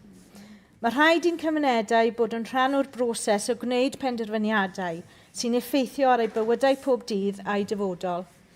Mae diffyg gweithredu gan Llywodraeth flaenorol wedi achosi teimlad o rwystredigaeth am ddyfodol ffros y fran. Mae llais yn cymuned heb gael ei glywed dros y flynyddoedd maen nhw sydd yn byw gyda'r canlyniadau'r penderfyniadau am y safle. Mae Mining Legacy Working Group wedi sefydlu edrych ar ddyfodol y safle, a dwi ar ddeall bod aelodaeth y grŵp dal yn cael ei drafod. Ar hyn o bryd, does dim sicrwydd bydd llais yn cymuned yn cael ei cynrychioli. Os yw'r gwaith adfer am fod yn ystyrlon, mae rhaid I gymuned Merthyr fod yn rhan ohono. Felly, a wnaeth gweinidog y Cabinet sicrhau bod y grŵp gwaith etifeddiaeth mwyngloddio yn cynnwys lleisiau'r cymunedau lleol sy'n cael ei heffeithio'n uniongyrchol gan adfer safleoedd global. Wel, o'n I ddim yn ymwybodol o hynny, ac felly dwi yn teimlo bod lleisiau lleol yn bwysig mewn trafodaethau fel hyn, a mae hynny rhywbeth na I fynd bant gyda fi a trafod ymhellach gyda swyddogion. Felly diolch am godi'r pwynt. Cwestiwn 7, Anna Nicol. Diolch. Pa gamau y mae Llywodraeth Cymru yn ei cymryd I fynd i'r afael a TB Buchol yng Ngheredigion Penfro? Wel, I ni wedi ymrwymo wrth gwrs I ddatblygu approach holistedd I gael gwared ar TB yng Nghymru un sy'n seiliedig ar y wyddoniaeth ac ar y dystiolaeth sydd o'n blaenau ni yn tynnu ar arbenigrwydd a chyngor gan y grŵp cynghori technegol a y bwrdd rhaglen TB yma yng Nghymru. Cyn cychwyn, fe hoffwn I ddatgan diddordeb rydw i'n gyd berchen a dir amaethyddol sy'n cael ei lesio ar hyn o bryd I fferm laeth yng Ngheredigion Penfro. Yng Ngheredigion Penfro, lle mae ffermio yn asgwrn cefn ein cymuned, ein diwylliant a'n economi wledig, mae TB mewn gwartheg wedi achosi niwed dwfn ar hir dymor. Yr wythnos diwethaf, esboniodd etholwr I mi sut mae wedi cael ddinistro gan achosion diweddar ar ei fferm eiddion yn Sir Benfro. Mae prosiect Sir Benfro yn cynnig model a all bellach helpu I lwio ymatebion cenedlaethol cryfach. Mae tynnu a deallt dwfn o'r clefyd a lefel leol a fferm ac yn defnyddio gwybodaeth a sgiliau milfeddygion a ffermwyr lleol. Rwy'n croesawu Llywodraeth Plaid Cymru sydd wedi ymrwymio I cefnogi ffermwyr. Felly, a fydd y gweinidog Cabinet yn ehangu dulliau arloesol sy'n cael eu harwan gan wyddoniaeth sy'n cynnwys ffermwyr a mifelddygon lleol I ddarparu hyder a diogelwch hir dymor. Wel, mi nes I ymweld gyda'r gweinidog cyllid digwydd bod rai misoedd yn ôl a prosiect Sir Benfro ac mi ges i'n ysbrydoli a gweud y gwir gan y gwaith sydd yn digwydd yn fyna. Fel chi'n dweud, mae'n cael ei arwen gan y diwydiant. Mae'r ffermwyr a'r sector milfeddygol yn gweithio gyda'i gilydd. Maen nhw'n datblygu dulliau, wrth gwrs, sydd yn berthnasol i'r ardal benodol maen nhw'n gweithredu oddi fewn iddi. Mae yna ddarn o waith, dwi'n meddwl, mewn cymeryd y dysgu o fyna, a gweld I baraddau allwn ni ehangu ar y dysgu yna. Mae, wrth gwrs, cynllun tebyg nawr yn cael ei ddatblygu yng Ngogledd Cymru, chydig yn wahanol oherwydd mae'n cymryd amgylchiadau penodol yn fyna I ystyriaeth, ond yn cael ei ddatblygu ar yr un sail. A mi fydd yr ystyriaethau a'r hyn sy'n cael ei amlygu yn y gwaith yna yn sicr yn rhan o'n meddwl I wrth I ni edrych ar felly diwygio ffordd I ni'n mynd i'r afel a'r clefyd yma. Yr un peth arall o'n i'n teimlo oedd yn hynod o bositif ynglyn â'r cynllun yn Sir Benfro, oedd y modd roedd y ffermwyr oedd yn rhan o'r cynllun yn teimlo o'r diwedd bod gyda nhw rhyw fath o reolaeth a rhyw fath o afel ar yr amgylchiadau a'r sefyllfa oedd yn cwmpas nhw. Does dim byd gwath nag aros am brawf TB a just aros i glywed eich tynged heb wybod o dwi'n rhywbeth dwi wedi wneud sydd wedi achosi hyn neu rhywbeth dwi ddim wedi wneud o leia drwy ddatblygu system le mae yna risk rating ar anifeiliaid ac yn y blaen, le chi gallu rheoli rhai anifeiliaid allan o'r fiches. Chi'n rhoi rhyw fath o gyfle i'r ffarmwr ar y ffarm i fod ar rhyw fath o ddylanwad ar ei sefyllfa nhw. A dwi'n meddwl bod hynny yn bwysig iawn o safbwynt iechyd meddwl, a taclo'r teimlad na o anobaith, o ddi ymadferthedd le chi jyst ddim yn gallu rhoi'ch bys ar pam bod pethau fel hyn yn digwydd. Felly mae e'n waith pwysig, nid yn unig, wrth gwrs, o safbwynt yr elfen ymarferol o daclo lledaeniad TB, ond hefyd ar lefel eraill, enghraifft iechyd meddwl. Thank you, Minister. I've had friends and family who have gone to hell and back because of this awful disease, and I should also declare an interest, as my parents-in-law's farmers had to contend with TB on their farm for over 25 years. Now, I listened very carefully to what you said earlier, and I welcome very much what you have said today. So can you reassure farmers that the Welsh Government will introduce new measures to tackle this disease before the end of this year? And given the strain and stress that this has caused farmers, what additional support will the Welsh Government provide to organisations like the DPJ Foundation, which play a vital role in supporting the mental health and well-being of farmers in our rural communities? Well, as somebody who's spoken openly about my personal experience of mental health challenges, I'm passionate about the work that DPJ, RABI, Tir Dewi and all the others do in that space. It's an invaluable service, but it's so sad that we're leaning so heavily on them. And, I recognise that the previous government used to announce certain funding support for those charities, specifically in the context of TB sometimes. But that angered me as well, because it was a little bit like passing the buck. We're not addressing the fundamental problem here, but these organisations can pick up the pieces. I want to move away from that space. Yes, I will support those charities and organisations, as best I can, but fundamentally, my focus is on addressing the root cause here, and that's what I will be getting on with. A'r cwestiwn olaf, cwestiwn 8, Paul Rock. Diolch Debri, Llywydd. How does the Cabinet Minister plan to address the loss of publicly accessible urban and suburban green spaces which are so vital for the welfare of communities and wildlife? Well, I recognise the importance of protecting and improving access to green spaces for community well-being, health and the resilience of our urban environments, and we are reviewing existing support for urban green infrastructure and community delivery, working with planning and local partners to safeguard existing spaces and, of course, to expand access across Wales. Diolch. Publicly accessible urban and suburban natural green spaces are absolutely vital for the welfare and well-being of our communities, and they provide essential corridors and sanctuaries for nature and biodiversity. During the pandemic, we saw how heavily people relied on these green spaces and how missed they are when they're taken away, as has now happened in my own constituency at the Northern Meadows in Whitchurch, is at risk of happening at Llawn Hall. We are sleepwalking into a situation where these green spaces will be lost to the public and to wildlife forever. The well-being of communities across Wales will suffer as a result. How will the Minister work with the Minister for Local Government, Housing and Planning to ensure that planning decisions protect publicly accessible natural green space? Well, as I mentioned earlier, I think, the planning system should take account of these issues. Now, clearly, there will be examples where that doesn't happen, and there may or may not be valid reasons for that. That's, an objective or a subjective view, maybe. But I am committed to sitting down and working with the Planning Minister to see how we can improve and strengthen that area. I'm passionate about pocket parks and those kinds of approaches, in terms of green spaces and realising green spaces and green potential, particularly in urban situations. I know that, there's some positive work that's been happening of late in Cardiff around that as well, and that's more of the kind of thing that we want to encourage. I'll happily engage with the member as well if you have any particular ideas or suggestions which we may want to pursue. Diolch, Gwynidog. Eitem 3 felly, cwestiynau amserol.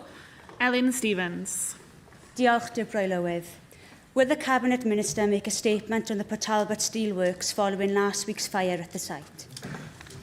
I received a report on the impact of the fire when I spoke with the company's CEO this week. All personnel were accounted for and evacuated from the area safely. The company is surveying the damage and considering next steps in partnership with the trade unions. I will receive a further update when I visit the site tomorrow. Diolch, Weinidog. I'd like to place on record my thanks to the local emergency services for their swift response and support following the incident at the Tata site last week. I'm also incredibly thankful that no one was harmed. The scenes that emerged were deeply distressing, both for those who work on site and for residents living in view of the steelworks. I understand that Tata is still assessing the extent of the damage, with up to 200 employees directly affected. As a result of the damage, some work is being transferred for processing at the cold mill and pickle line at Llawn. I know the Minister is acutely aware of the concerns of Tata employees, their families, local residents, and recognises that this awful event has added further uncertainty at what is already an extremely difficult time for the workforce in Port Talbot. What assurances can the Minister provide to help alleviate those concerns and ensure that Tata Steel fully supports its employees during this challenging period? I would also like to put on record our thanks as well to the emergency services, particularly Mid and West Wales Fire Service, who attended the fire at around 8 p.m. on the 3rd of June. The fire crews left the site on Friday, the 5th of June. It's certainly something that Tata obviously wanted to stress, that their priority always is the safety of their employees and the wider community, and as well as the safe and stable operation of the site, which, as the member would agree, is such an important economic asset, not just in terms of its local and regional importance, but to Wales as a whole. The company, in the discussions that I've already had, they have said that they obviously are surveying the damage and have begun the work of making the sites safe. They are actively implemented or begun implementing mitigation plans, including providing alternative processing for the cold mill and the pickle line, which is being transferred to Llawn in order to maintain supply to customers, and they've been working with the workforce to enable that to happen. The hot mill, of course, will remain at Port Talbot. I'll be meeting, as I said, I'll be meeting the CEO and the wider senior project team leading on the electric arc furnace programme tomorrow, and that'll be an opportunity to discuss any of the live issues but related to the fire damage and the mitigation measures, but also to discuss the wider project. And Tata reiterated very, very clearly to me how committed they are to ensuring that that project is delivered to the wider benefit of the community and indeed Wales as well. Benjamin Hodge McKenna. Thank you, Deputy Presiding Officer. I'd like to echo the sentiments of the Minister and my fellow representative for Afon Rhondda in gratitude at the emergency services who dealt with the fire. The fire at the steelworks in Port Talbot is an event that has caused great concern for many of my constituents, not only for the safety of the workforce involved, but also for the impact that this may have on the ongoing work to install the electric arc furnace. We've already seen further concerns raised this week regarding potential delays to the arc furnace. Thousands of people in Port Talbot have already lost their livelihoods due to the closure of the blast furnaces, and now many more people face anxiety about their future with the prospect of these delays. What action is the Welsh Government taking to support the steelworks in Port Talbot and protect the valuable jobs that many of my constituents depend on? we'll obviously do everything that we can to support the project, which, as I've said, is of such strategic importance to Wales. I've already had initial discussion with the CEO on Monday, not just to discuss the fire, but also the reports in relation to the delay. I'll have a further opportunity tomorrow when I visit Tata to discuss these matters in greater detail.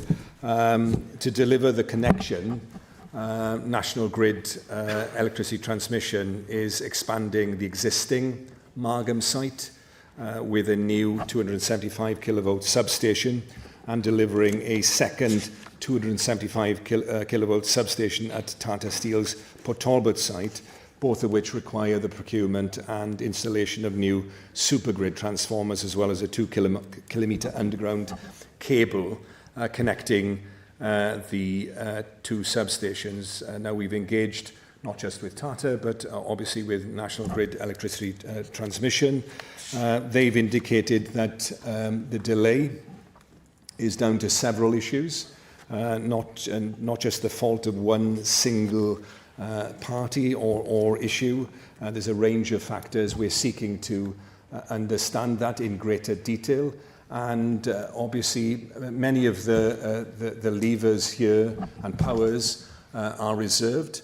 But to the extent that we can, either through making representations in order to influence policy or delivery, we stand ready to do everything that we can as a government to ensure that this vitally important project is delivered as quickly as possible to ensure the economic benefit to the community and to Wales. Shaf Taj. Thank you, Deputy Llywyd. And firstly, I'd like to echo the concerns in relation to the fire last week, and of course thank many of the firefighters who made sure that despite the damage that no one was physically hurt, and the wider support that was there. This week, I think what we're all really concerned about is that electricity connectivity problems could delay the new electric arc furnace for as long as 8 months.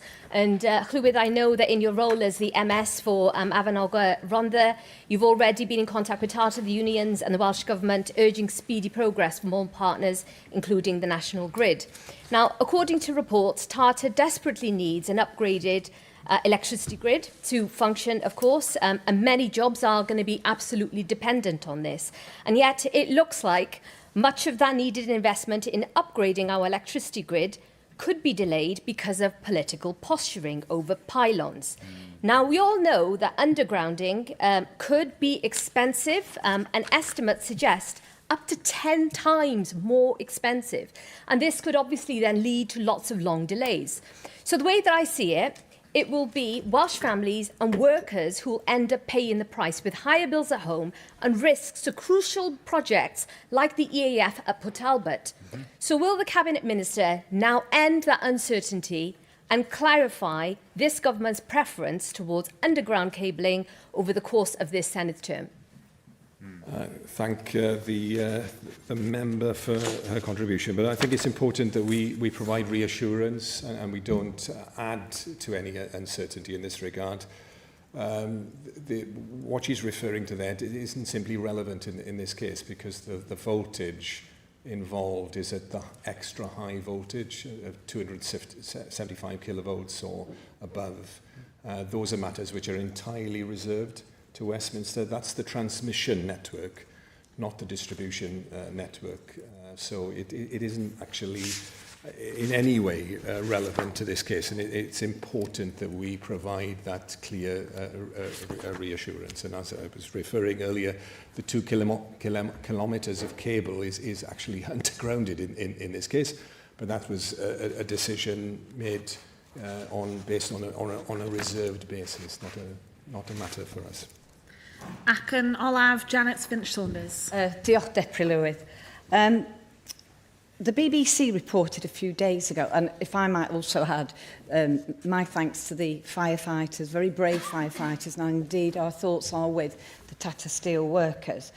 Now, the BBC reported a few days ago that the delay to Tata's new electric arc furnace may be due to National Grid connectivity problems.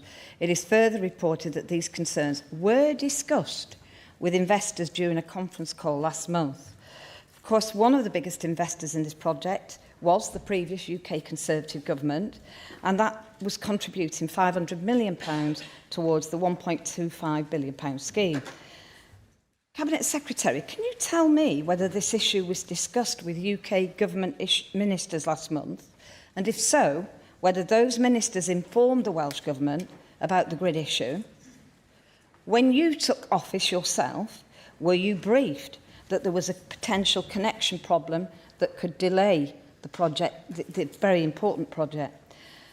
Llawn, everyone seems to be assuming that the delay now is linked to the recent awful fire, but a closer reading of the report suggests this is an entirely separate issue and one that may have been known about for several weeks. So can you, Cabinet Secretary, tell me when you first became aware of the potential delay arising from national grid connectivity issues? Can you confirm that the £80 million transition fund established to support workers affected by the closure of the blast furnaces, whether that still remains in place, and if this delay results in further job losses or economic disruption? And if so, how much funding will this Welsh Government provide further additional support to affected workers and their families? Diolch yn fawr. Thank the member. She raised a number of issues which I think, in order to respond fully and accurately to her, I will have to write to her, because it's important. As I said earlier, I think it's important, given, as she will fully understand, in terms of the reassurance that we want to provide to the workforce always. We want to make sure that she gets accurate information and that is also provided to the workforce and to the wider public. In terms of when did I know, then I found out on Monday, and we were able to speak on Monday morning with the CEO and have a detailed conversation with him at that stage in relation to what had happened in terms of the fire, but also to the reports in relation to the delay. Some of this information is commercially sensitive, so there is market-sensitive information for a company which is regulated like this, which they can only, under law, provide through appropriate channels. And ultimately, in a commercially led project like this, it's for those commercial parties to decide when that information is released and when. But I found out on Monday. We acted very, very quickly to ensure that we had as much information as we could from Tata. And as I said, we will be seeking to see what we can do as a government directly, but also what influence we can bring to bear on all of the other stakeholders in order to ensure that this delay is minimised, that we achieve progress in an accelerated way, because that's how, of course, we can maximise the benefit to the workforce, to the community and to Wales. Of course. Diolch, Gweinidog Cabinet. Rydyn ni'n symud nawr i'r datganiadau 90 eiliad. Mike Hedges. Thank you. Well, thank you, Presiding Officer. Doesn't this come on? No. Thank you, Presiding Officer. I would pay tribute to my Val Lloyd, who passed away in May. Val Lloyd was my predecessor as the Assembly member for Swansea East. She was first elected in a by-election following the untimely death of Val Feld. She has been in poor health for several years and had to move to London to be nearer her two daughters. She was born and brought up in Town Hill in Swansea, attended local primary school and the girls' grammar school in Llawn. She first qualified as a primary school teacher, then as a nurse, before becoming a nurse tutor at Swansea University, where she taught and influenced many of the current senior nurses working in the Swansea Bay Health Board. She had been an active Labour Party member from the age of 16, where she met her husband Bob. They had two daughters, Rebecca and Samantha, who she was devoted to. She served alongside me as the councillor for Morriston Ward, where her commitment to her community shone through, alongside her willingness to help others and to take on authority for the benefit of the people of Morriston. She was elected to Assembly as it was then in 2001 and served for 10 years until 2011. Whilst in the Assembly, she served as chair of the Labour Group and as chair of the Petitions Committee. In both cases, she chaired with fairness and thoroughness.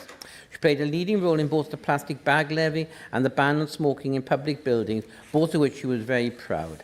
On a personal level, I thank her for her support for me as both a candidate and as a member of the Senedd. Finally, thank you, Val. You were missed by your family, friends and those you met and helped in the constituency. Diolch, Mike. Jane Dodds. Diolch, Llywydd. This week is Infant Mental Health Awareness Week, and this year's theme is attunement, the ability of parents and carers to notice, understand and respond sensitively to a baby's emotional needs. For a baby, those early relationships shape everything that follows. When a parent or carer is able to respond with warmth and consistency, a child learns safety, trust and security. They begin to understand that their needs will be met and they are not alone in distress. But for too many families in Wales, they are under real pressure. Poverty, poor parental mental health, domestic abuse and trauma can make those early months incredibly hard. Parents who are struggling themselves often need support, not judgment, if they're to give their baby the care that they want to provide. That is why early intervention matters so much. We need strong universal services for all families alongside specialist parent-infant support for those facing the greatest challenges. Help available early, not only in crisis. Because when we invest in babies' mental health, we invest in the future of Wales. The Infant Mental Health Awareness Week this week, and I urge all colleagues across the Senedd to champion babies' rights and to help ensure that every baby and every family in Wales can access the support that they need for the best possible start in life. Diolch yn fawr iawn. Diolch. Diolch. Ac yn nawr, dadl Reform UK, cynnig gofal plant. Galwaf ar Dan Thomas i wneud y cynnig. Diolch. I open today's debate in my name, and the purpose of this debate today and the motion that I ask all members to support is to ask the Welsh Government to publish the full costings and timetable for the introduction of their childcare offer within the first 100 days in government. This is about transparency and accountability, and all members, even those non-executive members who belong to the party in government, have a duty to hold the government to account. And I appreciate that this debate will touch on the wider issues and benefits of childcare, and I know all parties want the best for children and families, and we may have different ideas about how to achieve that. But the substantive motion that we will be voting on is this government's full costings and timetable. And I want to reiterate that Reform supports childcare, and we support the current childcare offer, which is already baked into the government's budget, as introduced by the then Labour government. And at the moment, it is not clear if Plaid Cymru's flagship childcare promise is affordable or realistic. Plaid Cymru have had plenty of time to prepare for government. They said their manifesto was fully costed. So a month after the election, it is only fair that we ask, where are the full costings? Plaid Cymru's amendment to my motion refers to initial costings, but that's not enough. Plaid Cymru said their manifesto was fully costed, not partially costed or costed with initial assumptions, fully costed. So if they cannot produce full costings, their claims during the election were untrue. Now, during the election, I challenged all parties to publish their manifestos' costings, and if parties want to make expensive promises, the public deserve to know how they will be funded, and they should be able to compare all the parties' costings side by side. Yet Plaid Cymru were not forthcoming. They were happy to announce the spending, but less enthusiastic about explaining the costings.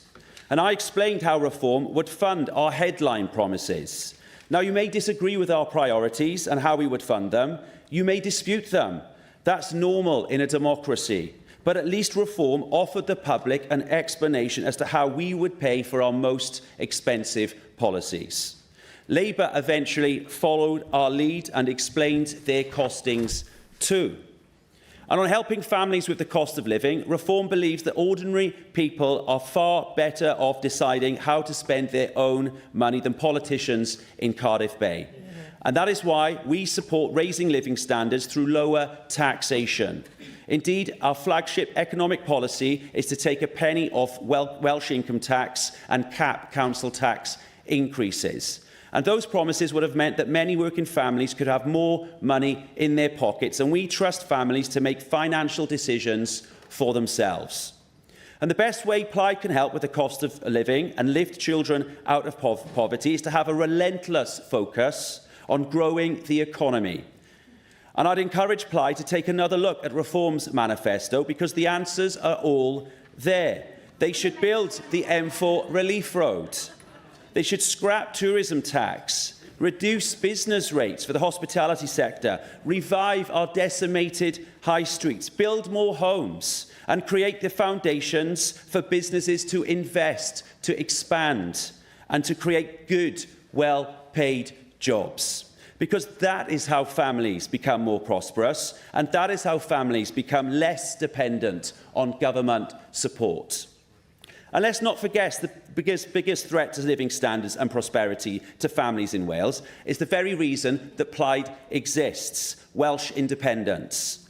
Plaid's goal to rip Wales out of the United Kingdom, a devastating, divisive project which would cost every Welsh household up to £12,000.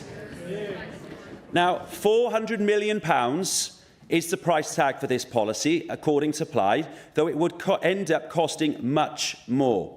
And even if we take them at their word, in the absence of proper costings or willingness to reduce spending in the areas that we have suggested, we in Reform cannot see an alternative for the government other than raising income tax. And so we ask the Minister to rule out raising income tax when they look to fund this policy. A punitive tax rise for all taxpayers would be a colossal mistake, and so I would ask the Minister, in her reply, to rule this out categorically. Being pro-family means being honest with families. It means telling them how policies will be funded, and it means living within our means. Plaid are asking the people of Wales to trust another expensive, uncosted promise. But we're simply asking for straightforward answers to straightforward questions. What are the full costings? How will you pay for it? From which budget lines will it be funded? What is the plan and timetable for delivery? Now, I urge all members to vote for this motion, a motion for transparency and accountability. Diolch yn fawr.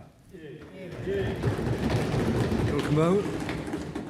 Roedd wedi dethol y gwelliannu i'r cynnig, galwaf ar y diproi prif weinidog a gweinidog cabinet dros gyfiawnder cymdeithasol a chyfreddoldeb i gynnig yn ffurfiol welliant 1 a gyflwynwyd yn enw Helydd Fychan. Yn ffurfiol. Diolch yn fawr iawn. Nawr galwaf a Lynn Nigel i gynnig gwelliant 2 a gyflwynwyd yn ei henw ei hun. Diolch Llywydd, and I move the amendment in my name. As we approach a month since Plaid Cymru formed their government, we are still short on information regarding their flagship policy. It's all well and good making pre-election pledges and getting headlines, but government isn't about headlines, it's about action. Both the FM and the Deputy FM have been asked on several occasions how this policy will be funded and when it will be rolled out, but we still await detail. Yesterday we heard warm words and vague timelines, but that is not enough. Plaid Cymru claimed this policy was fully costed, so what is the delay?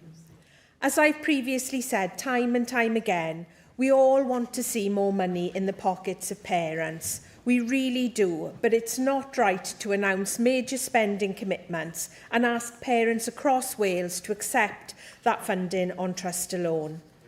The IFS said we would be looking at costs of around £400 million a year by the end of this term. Plaid Cymru must show where that funding will come from. Does that mean other initiatives will be cut? Who are the people that will lose out? And when will they find out? Now, I don't intend to stop raising the £555 million allocated to Wales by the UK Government because of additional spending on children with special educational needs and disabilities, £300 million this year alone. Now, we may not have used as a government a statutory override to manage ALN pressures in Wales, but the First Minister is wrong to try to minimise the immense ALN funding pressures in local authorities and schools. I would be surprised if he could find a single local authority that agrees with him, or any schools, especially those carrying budget deficits due to ALN pressures. Now, we in Welsh Labour intend to scrutinise the new government's use of every penny of those consequentials. And it'll surprise no one that my concern lies with the children.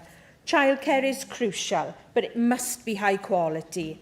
The first 1,000 days of a child's life is an absolutely critical period. It can determine lifelong trajectories for children. None of us can afford to get this wrong. I didn't receive an answer yesterday to my questions on Flying Start, and Flying Start is so much more than childcare. It's enhanced health visiting, speech and language therapy, and crucially, parenting support to underpin those parent-infant relationships and secure attachments that are fundamental to all our mental health. What impact will Plaid's childcare offer have on the Flying Start offer in Wales? Now, there's no doubt that extra capacity within the childcare sector is needed for this policy to succeed.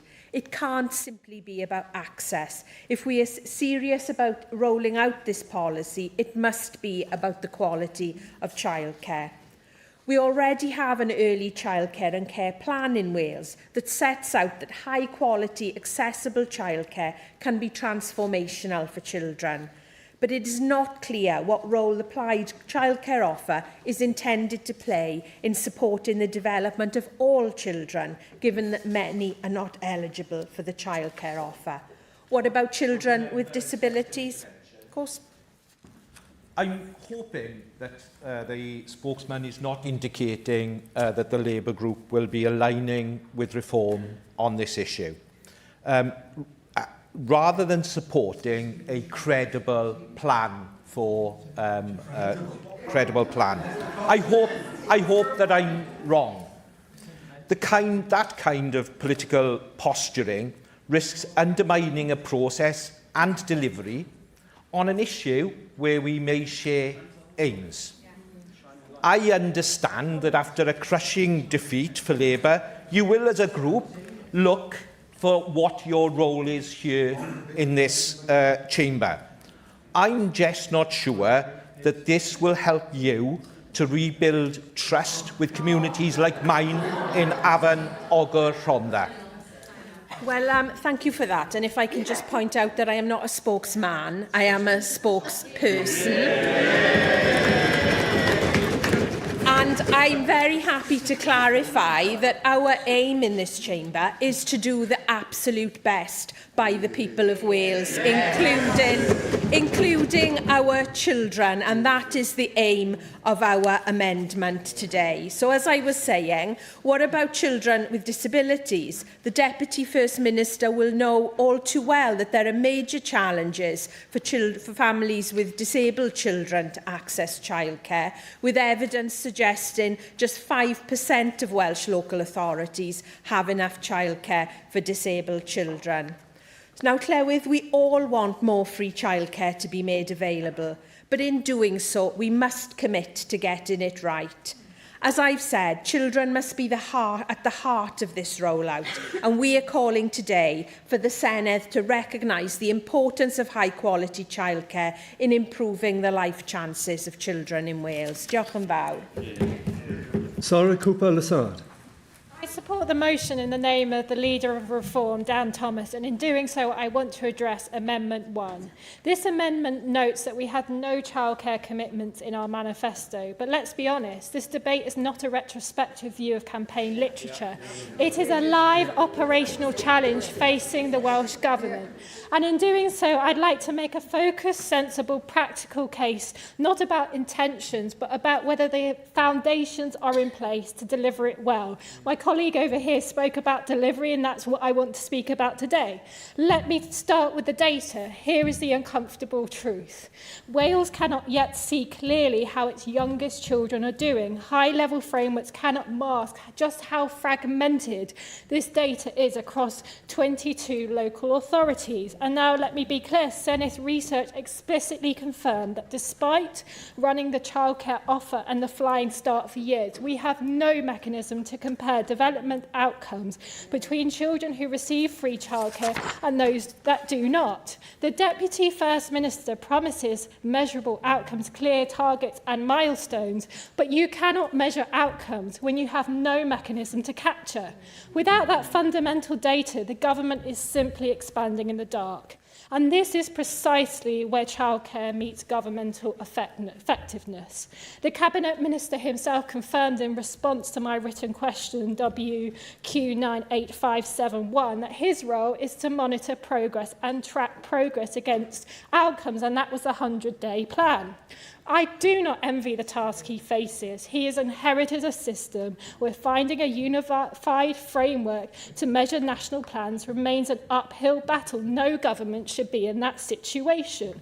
But why, after 27 years of devolution, must the Minister for Effectiveness still fight a fragmented data foundation to prove this policy is working? I don't understand why. We cannot deliver an effective childcare offer on broken machinery. And this goes to the heart of the choice the government must make, quality or quantity.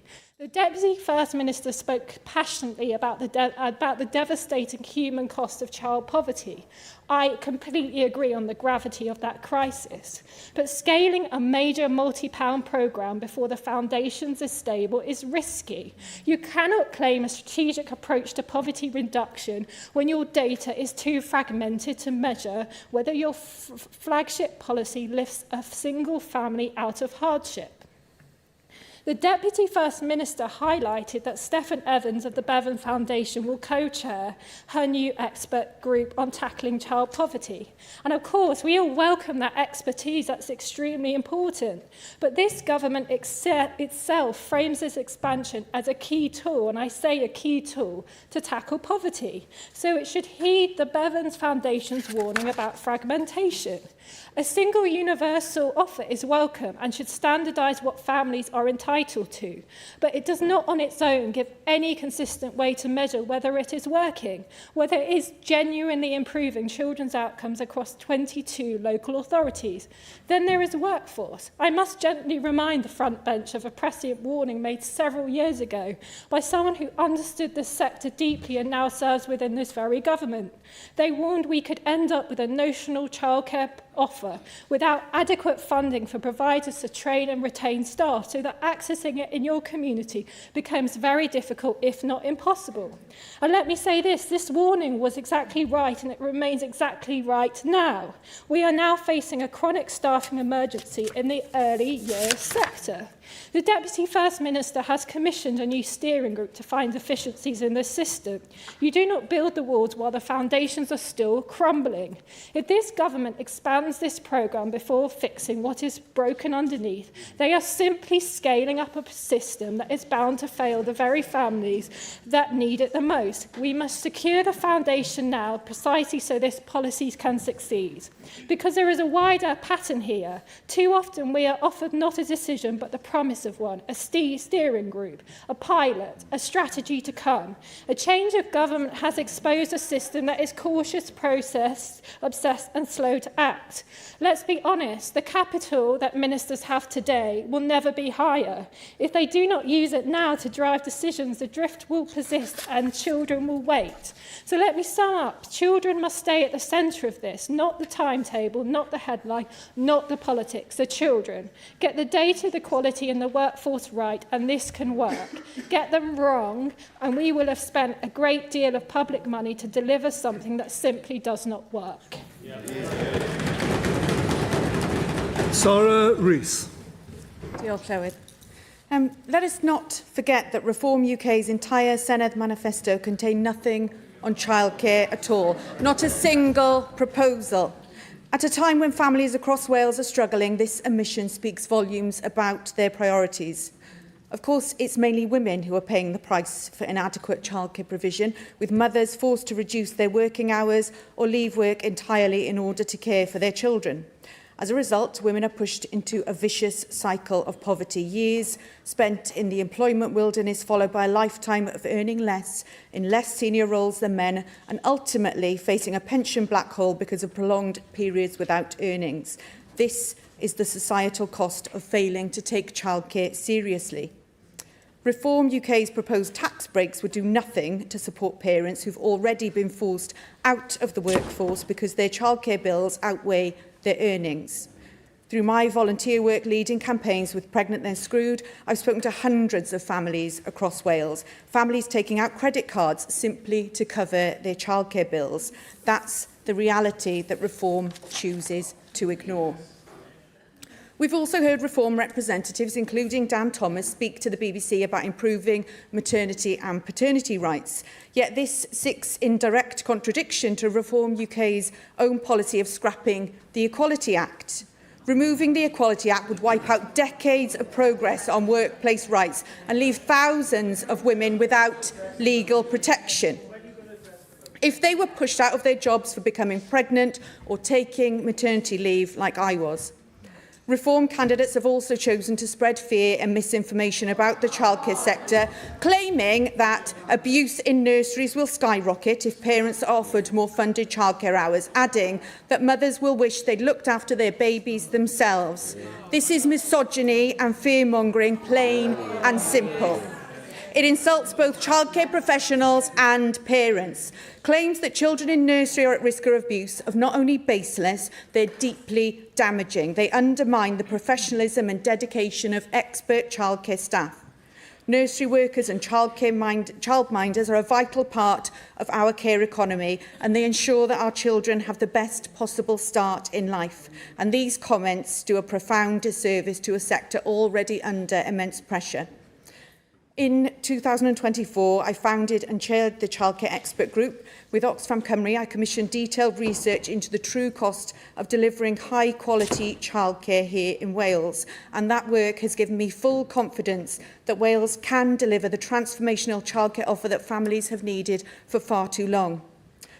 Plaid Cymru believes in this ambitious approach, one rooted in evidence, fairness and the well-being of families. Expanding access to high-quality childcare is not only about supporting parents, it's about tackling poverty, supporting our economy, achieving equality and ensuring the best future for our children. Diolch. Kai Parry-Jones. Diolch, Llwydd. £400 million. That's quite a sum for the Welsh Government to find for their childcare offering. And it will be especially difficult during this Senedd. For example, it's been widely predicted that the additional needs of the NHS in Wales, with an ageing population, will outpace the extra funding the Welsh budget will receive. But I'm an optimist. I think if the government is willing, like Reform is, to make difficult decisions, as well as find and execute smart government efficiencies, they might just get there. However, this isn't the only item on Plaid Cymru's shopping list. Last week, the First Minister promised a roads-based solution for the M4. We all know such a solution can cost up to £1 billion. In fact, Labour's proposed solution was going to cost even more than £1 billion. And on top of that, yesterday, the Deputy Transport Minister confirmed the government were looking into a third bridge up in North Wales. That is going to cost hundreds of millions of pounds. And of course, the list goes on. Plaid promises to create 10 new surgical hubs, set up a brand new economy quango, build 20,000 new social homes, ensure that every primary school has a library, and the list goes on and on and on. And of course, the issue with costings isn't just where you'll get the money from, but how much money you need. That £400 million figure has come from Plaid Cymru, with no real further details or breakdown of the cost. So, should we all just take Plaid Cymru's word for it? That's why Reform has been hard at work in the background, modelling our own estimate for the cost of this flagship policy. And after taking into consideration details such as childcare costs rising due to higher demand, as well as the pull this policy will have for young families across the UK, we predict it will cost well over £400 million. Our central estimate stands at £587 million, almost 50% more than Plaid Cymru's figure, and there is a serious possibility that if take-up is very high, this policy could balloon to costs upwards of £710 million. Now, I think I would be a hypocrite if I told you to simply take my word for it. During this debate, Reform have released details of our estimate, including key assumptions of our model. And I welcome, in fact, I encourage the government, the whole chamber, to scrutinise these costings, because Reform ultimately believes that transparency, whether it's in Parliament, in government, or in the wider public sector, is a good thing. Llwydd, all we're asking the government to do is follow Reform's lead.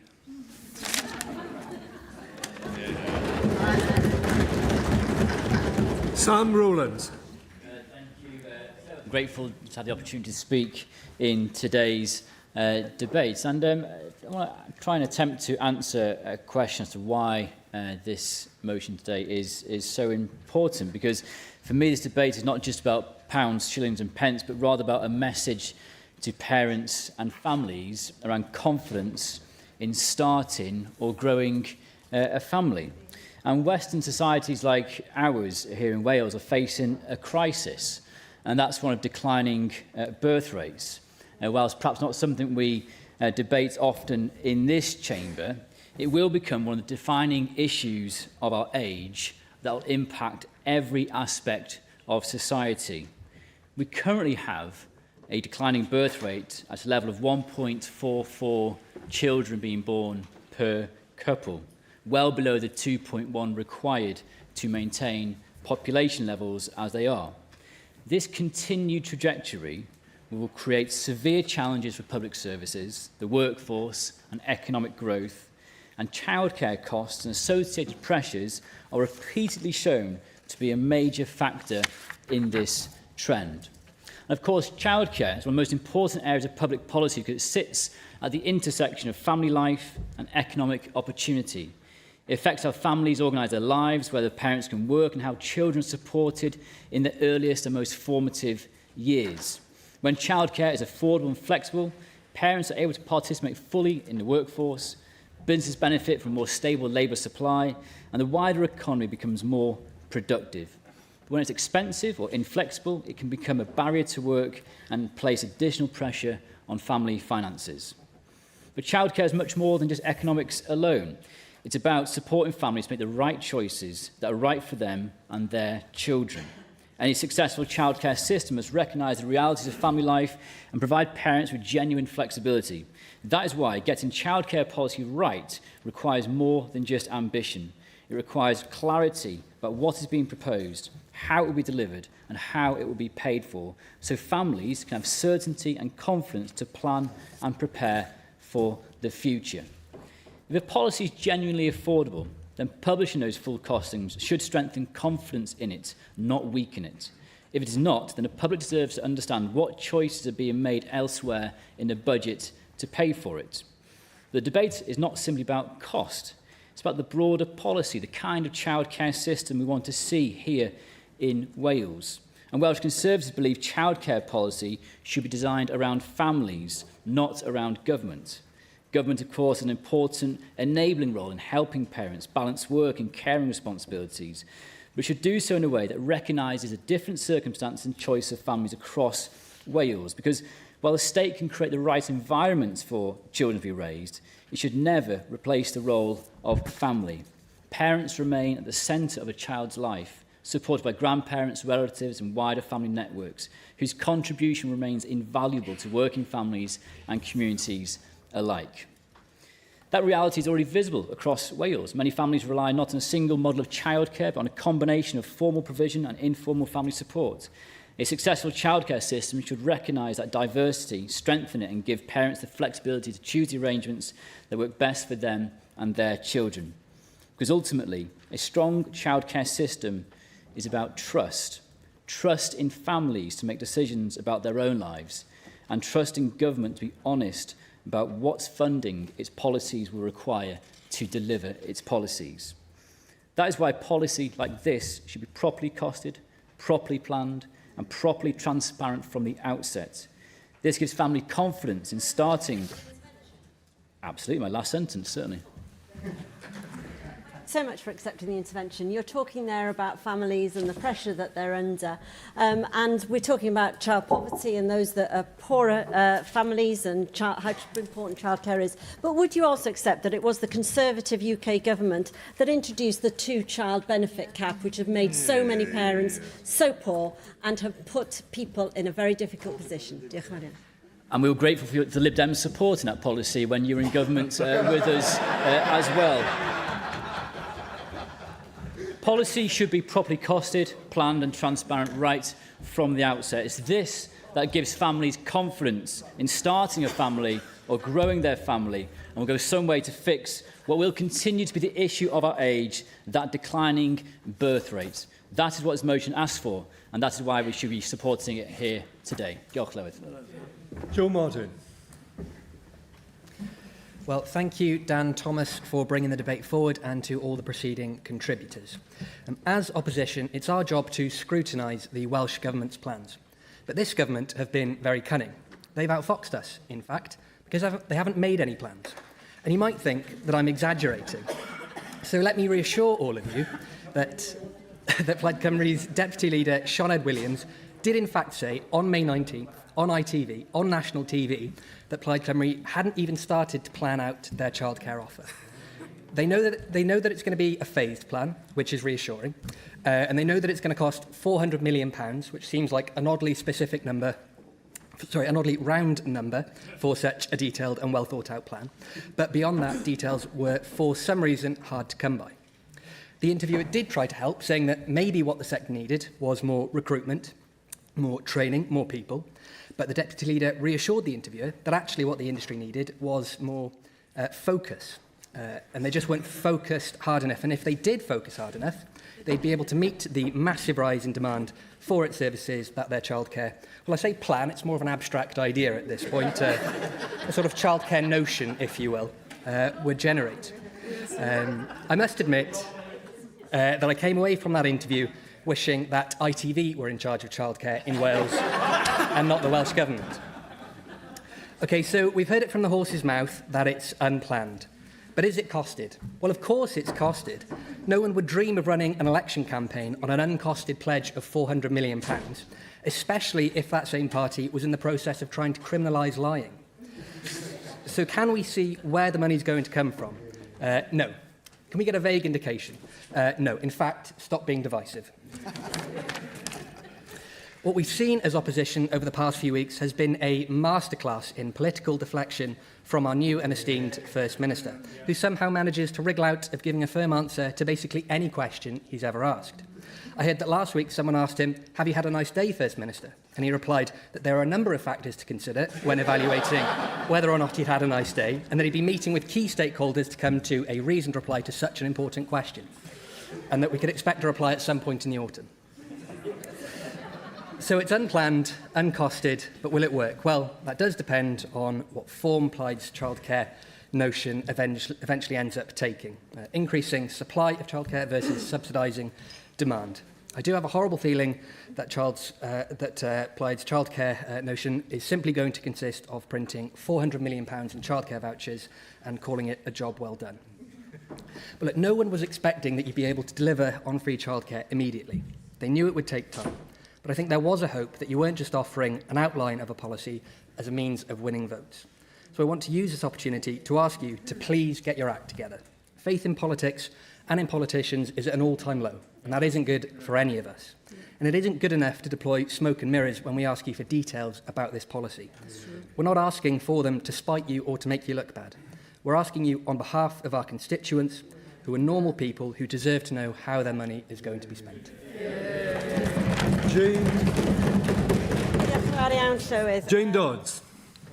Diolch yn fawr i'r Llywydd. This debate is really important, isn't it? This is the moment where we move beyond the question of whether to expand childcare and into the harder, more pressing question of how to get this right. But it is very perplexing that Reform UK, who brought this motion today, had not a single commitment on childcare in their Welsh manifesto. In a nation with the least generous childcare offer in the UK, and parents spending close to 60% of their wages on childcare, Reform had nothing to say. And in a nation that has 30% of our children living in poverty, Reform had nothing to say. Families deserve full transparency, full costings and a comprehensive timetable. But they also deserve to know who has genuinely championed this issue and who is only now using this as a political tool. I also, of course, yes. Thanks for taking the intervention. Mark my words, children should be raised by the parents until they're old enough for preschool nursery. I haven't said women should stay home. I'm merely stating that that is usually the case. Women nurture, men go out and provide. Now, Llywydd, these are not my words. These are words from the candidates of the party who have brought forward this debate today. Reform UK are not serious about childcare. This is political posturing at the very best. I'm confident in Plaid Cymru's plans to deliver the most ambitious childcare offer in the UK, and voters in the last election clearly agree. Ellen, sorry, just to clarify, on an intervention is on the member to ask a question of the member. But don't, I know we're all learning as we get to grips with this. Jane Dodd. Yeah, thank you. But I must ask, thank the member because it reinforces what I was saying, really. But I must also be equally honest about the government's delete all amendment, something that they were not slow to criticise, as was I, when they were on the receiving end of them in opposition. Deleting a motion that calls for accountability and replacing it with a recitation of the government's own commitments is not the answer to the question families in Wales are now asking. I was pleased to hear, though, both yesterday and this morning, the Deputy First Minister's commitment to bringing initial costings and phasing to the Senedd before the summer recess. And I will be here, as will many, when the summer recess approaches, to ask whether they have been kept. Not to score points, but because hundreds, thousands of children in Wales are depending on it. Public Health Wales have made it clear that the first 1,000 days of a child's life represent the most critical window for intervention. Every month without a clear, accessible, affordable childcare system is a month that cannot be recovered. That may have irreparable consequences. That is why I continue to urge the Welsh Government to get this right. This will be Plaid Cymru's defining test. Welsh families need a date, they need published costings, they need to know in plain terms whether this policy will actually reach them. And I want to end by laying out 3 ways in which I will be pressing you to do this. Firstly, reach a universal offer that works for all families across Wales. Secondly, quality. Flying Start works because, as we've heard, it is more than just childcare hours. It is speech and language support, for example. And thirdly, honesty. The previous Welsh Government committed to Flying Start for all 2-year-olds through a budget agreement with myself. By April of this year, only 66% of all eligible children were receiving it. Good intentions have a poor track record of being sufficient on their own.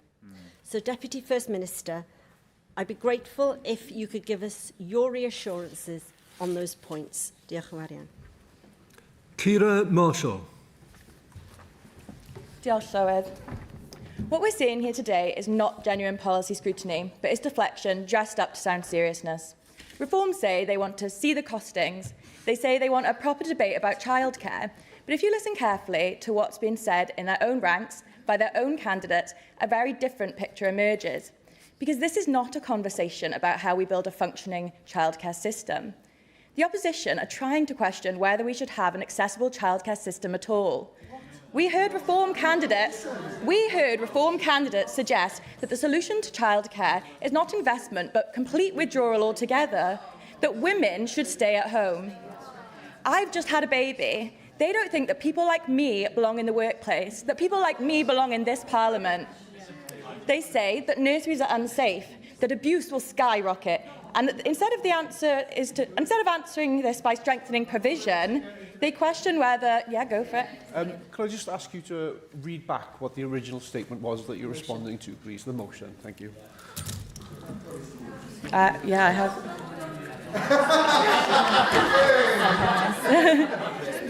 Well, they say that nurseries are unsafe, that abuse will skyrocket, and that the answer is not to strengthen provision, but to question whether working mothers should be relying on it in the first place at all. So today, when costings has suddenly become the central concern, we have to ask what is actually going on here. Because we all know that this is not their way of demanding accountability. It is Reform's way of reframing the debate to move the conversation away from what is being said out loud by their own people in plain language. The reality is simple. We know their position on childcare. As I said, I've just had a baby. I'm in the minority in this chamber who actually know what this looks like in real life in the midst of a cost of living crisis. And this is exactly why Plaid Cymru's childcare offer is so important. We know that childcare largely falls on mothers, and without accessible childcare, the voices of mothers are not in the room and they're not in the workplace. And nowhere is the seriousness of this reality starker than here today, because... no, not another one, sorry. Voices like mine of new mothers should be at the front and centre of this debate on an issue that disproportionately impacts them. But because of issues like extortionate childcare, new mothers are underrepresented in this Parliament, in our politics and in our workplaces. In Cardiff, childcare can cost around £85 a day. That's what I've been quoted. That could be around £1,700 some months. No tax cut will solve that. So at that price, it would make more sense for my partner to stop working. And unfortunately for the opposition, that sits directly at odds with the rhetoric we've heard from their own candidates about women nurturing and men providing. What we've heard today is not really a debate about affordability. It's a debate about whether Reform believe that childcare should exist in a way that allows both parents to work. And on that question, the public's already hearing their answer loud and clear.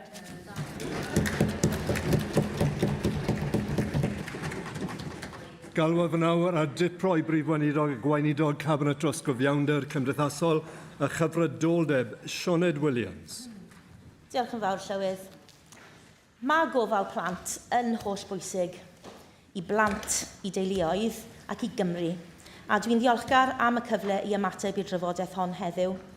Achos bod teuluoedd yng Nghymru yn talu'r costau gofal plant ucha yn y deyrnas gyfunol, maen nhw wedi cael eu gadael I lawr gan y Llywodraeth Lawer flaenorol oedd yn fodlon i'r sefyllfa honno barhau.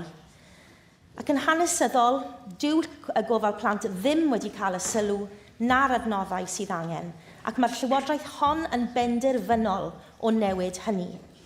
It is notable of all the political parties represented here today that only Reform chose not to make any commitments on childcare at all in their manifesto, despite the clear evidence of its importance to children and families. And we had rather a confused response, I'm afraid, from them today to this question. They obviously haven't really thought about it much, as it wasn't in their manifesto. We heard Dan Thomas talking about the importance of growing the economy. This measure will absolutely help to grow the economy. Studies have shown that it will more than pay for itself when people are allowed to earn more, can increase their hours, and obviously the educational attainment as well of children who are going to be more well prepared going into school. That level playing field made right for them, those children in poverty, through early years education and support, will be able to earn more in the long run. We know it counts for education gaps. And then we had a lot of stuff around, I don't know whether you want us to have a plan or not want to have a plan. You couldn't seem to make your mind up. But you kept on saying that, it's about, we have to, have data, we have to have a solid plan, we need mechanisms. That's exactly the work we're doing. That's exactly the work we're doing. We are not jumping off a cliff like your party did during Brexit and saying all will be well.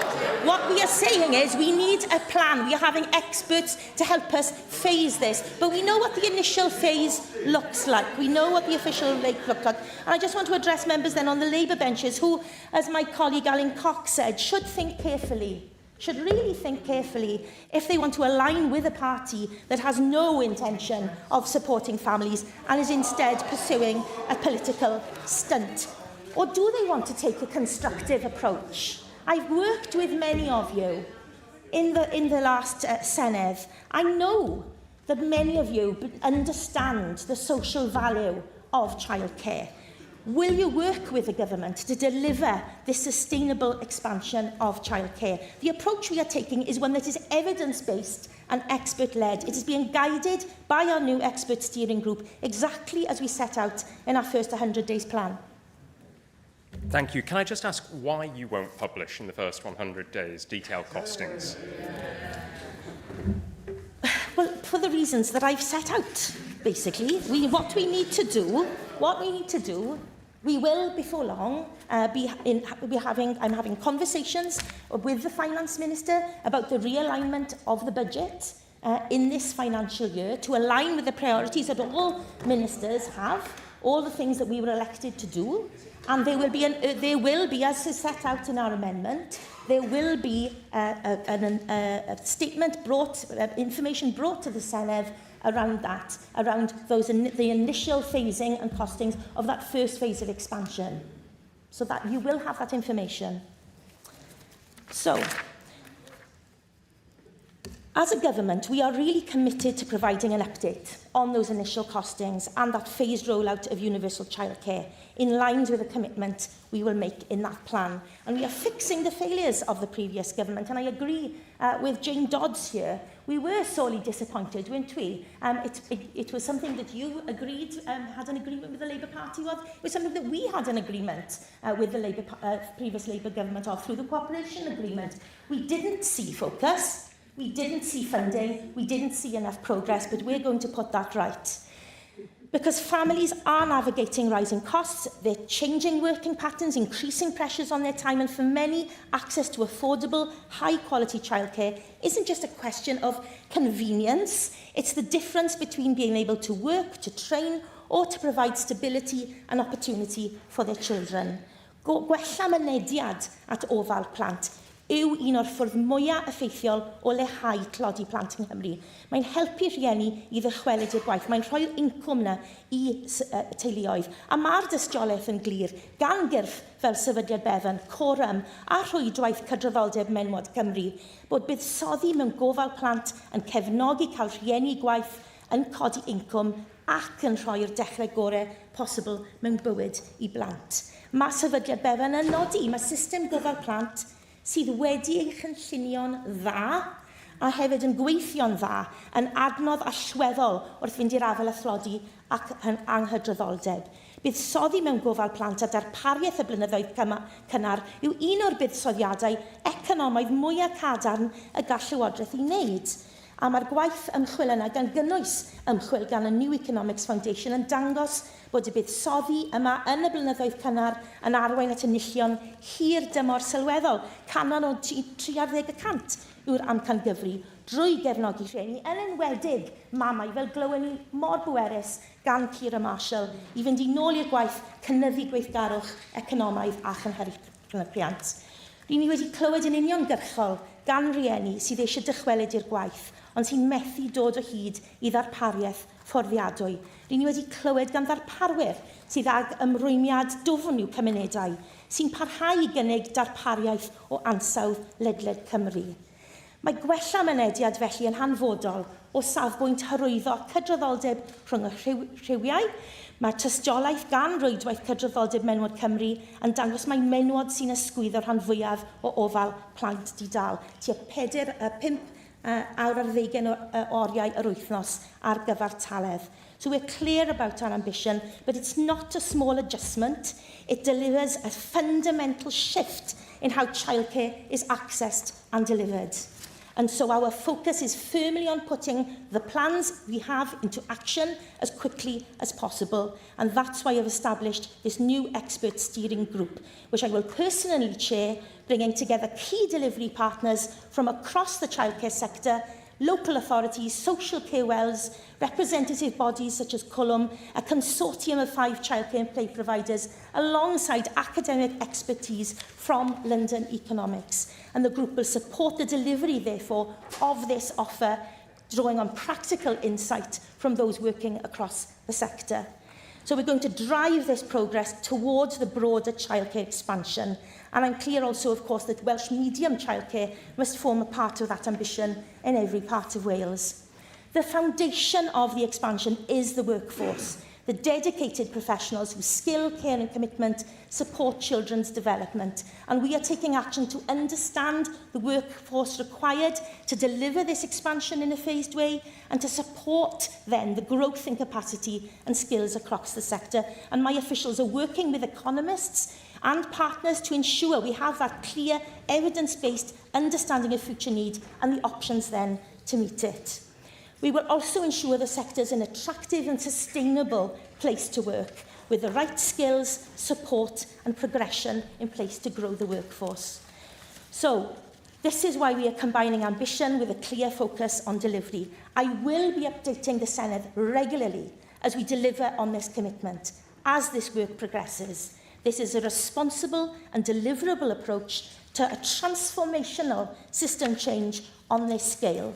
So this government is ambitious, and we are taking the practical steps needed to make our childcare offer a reality, and we will work openly, collaboratively, as this programme develops, keeping the needs of children and families at its heart. Galwaf ar Llyr Pawel I ymateb i'r ddadl. Diolch, Llywydd. And can I thank all members for taking part in today's first debate of the 7th Senedd. A lot of us participating for the first time, including myself, in a debate. When we raised this issue, the question was, why were we doing it? That question goes back to the Sened's very own website. Because, Llywydd, if you Google and go onto the Sened's website, you will find a page that says, About Us. Effective scrutiny of government is at the heart of the democratic process. It is our role to observe the work and spending of the government. Today's motion is simply that, to observe and question the government spending. Now, I, like you, in the government, took part in the election. I sat on those debates, I seen your literature come through my door, and there was a clear commitment that you had a costed plan. The First Minister himself looked down the TV camera and said to the people of Wales that he had a costed manifesto. Actually, Llywydd, he went further. He said it was independently independently costed. Now, I want to know why the government feels that one person can see the government's costings, but this Parliament, members of this Parliament, this Senedd, can't see those costings. Why is it the people of Wales can't see those costings? So be open, bring them here. That's all we're simply asking today. And I'm a bit confused of why the government wants to try to make some animosity in here about this when the request is simple. We're not... Your actual motion to change and to bring in reforms policy would suggest different, Deputy Minister. But on today's debate, I want to thank Sam Rowlands for his contribution, Lynn Eagle bringing her expertise as a former minister and chair of the committee, highlighting real questions around this. Now, we will have a debate about childcare policy within this Senedd, but to bring it back to costings and why it is so important, as some other members of my party have highlighted today, we need to make sure that what we're giving the government isn't a blank cheque. Risking £400 million out of the budget could put the health budget at risk, education, infrastructure. All we have heard from the government so far are statements, no costings at all. Now, I feel for the Deputy First Minister. I know she's done a hard service this past 2 days in here. It seems to have fallen on her quite some bit. But when we're asking for these figures, you say you will bring a certain form of costings to here, will you actually provide us what you told the Welsh people you have, your full costings that your manifesto was done? Is that something you will provide to this Senedd? Or do you believe that we, as Senedd members, aren't worthy of seeing those costings that you claim to have? It's a simple question, and I want to give the government full weight. I recognise some of the contributions that have been given here. Yes, childcare is a real burden on families across Wales. My inbox is the same as yours, as are my colleagues. We need to find a better way. That does not mean the government getting a blank cheque. That is not the role of this institution to do. It is our job to scrutinise. When the First Minister stood in this chamber and gave his first address, he said he welcomed scrutiny. He wanted to be transparent, were his words. Then now it's time for the government to be transparent and provide the Senedd with the numbers so we can do our job in scrutinising. Surely that's something you'd welcome. And when you're... I'm quite confused of some of the contributions that were given by Plaid, in the sense that other members of the opposition shouldn't be voting for this motion. You ended your contribution by saying we need to work collaboratively. We are. That's what we're here to do. You seem to say you can work with opposition parties, but they can't work with reform in scrutinising this government, which is quite strange, because I thought we were trying to work in collaboration in a number of areas. So it's a change of tone I see there from the Deputy First Minister. So if you do want to work with us, we're happy to do so in providing. Oh, sorry, you want to say something there? If you want to provide us with the figures, Deputy First Minister, we'll be happy to listen to those. We are happy to listen. But the problem is, just as the Agriculture Minister told the farmers, the Deputy First Minister is telling parents in Wales to be patient. The problem is they can't be patient. Their bills are rising now. What they need are actual answers and when delivery will come. So in this motion, I ask backbenchers as well, participate in your role as legislators. Hold the government to account. We weren't the ones that promised a £400 million spending. We didn't promise anything. I think you do find we promise things, but promising undeliverable things isn't something we were trying to offer. This motion here is simply about providing the government an opportunity to give their numbers to the Senedd. It's not here to debate the childcare policy today. I'm sure we will have time on that. So I wish all members would join with us in voting for this motion and simply ask that you provide the numbers, as you say you want to do, and we can have that working relationship, and hopefully we can provide parents that assurance in Wales how this childcare policy will be delivered. Because right now, I'm afraid, as the press have tried finding out, no answer.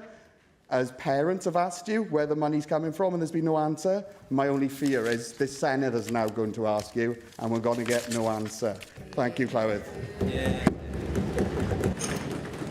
Y cwestiwn yw, a ddylid derbyn y cynnig heb ei ddiwygio? A oes unrhyw aelod yn gwrthwynebu? Gwrthwynebu, oes. Gohyriaf y bleidlais o dan yr eitem hon tan y cyfnod pleidleisio. Nawr, cyn symud ymlaen i'r dadl nesaf, James Evans. I'd like to raise a point of order that during the debate, I believe that Ciara Marshall described the motion tabled in a way that does not reflect what it actually says and has deliberately misled the Senedd on what has been tabled before us. Of course, members are entitled to disagree and make political points, but could you please advise how members can make sure that the record is clear when the wording of a motion has been misrepresented in this chamber? Diolch, James, and thank you for approaching the chair here to explain your point of order. I can give you my ruling in this occasion.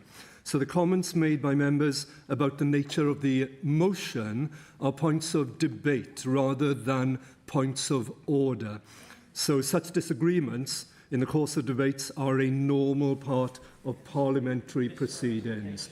So I thank you for raising this, and it's a good example of how points of order can be raised here within the Senedd and how the rulings then of the Llywydd are final. Diolch yn fawr iawn. Rydyn ni'n symud ymlaen nawr i dadl Llafur Cymru, corff negodi staff cymorth ysgolion. I move the motion in my name. Llywydd, Wales has around 27,000 school support staff.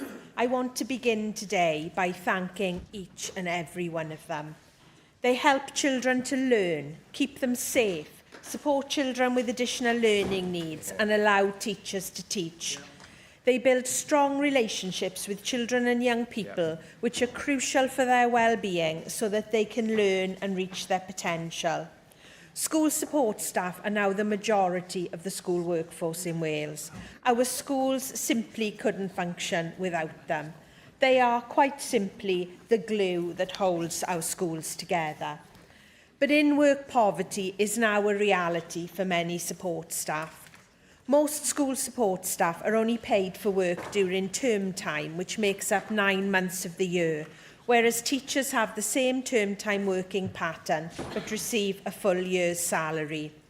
A unison survey of more than 1,400 school support staff found that low pay is endemic, with 8% taking home less than £1,000 a month, 18% taking home between £1,000 and £1,199, and 38% taking home between £1,200 and £1,399.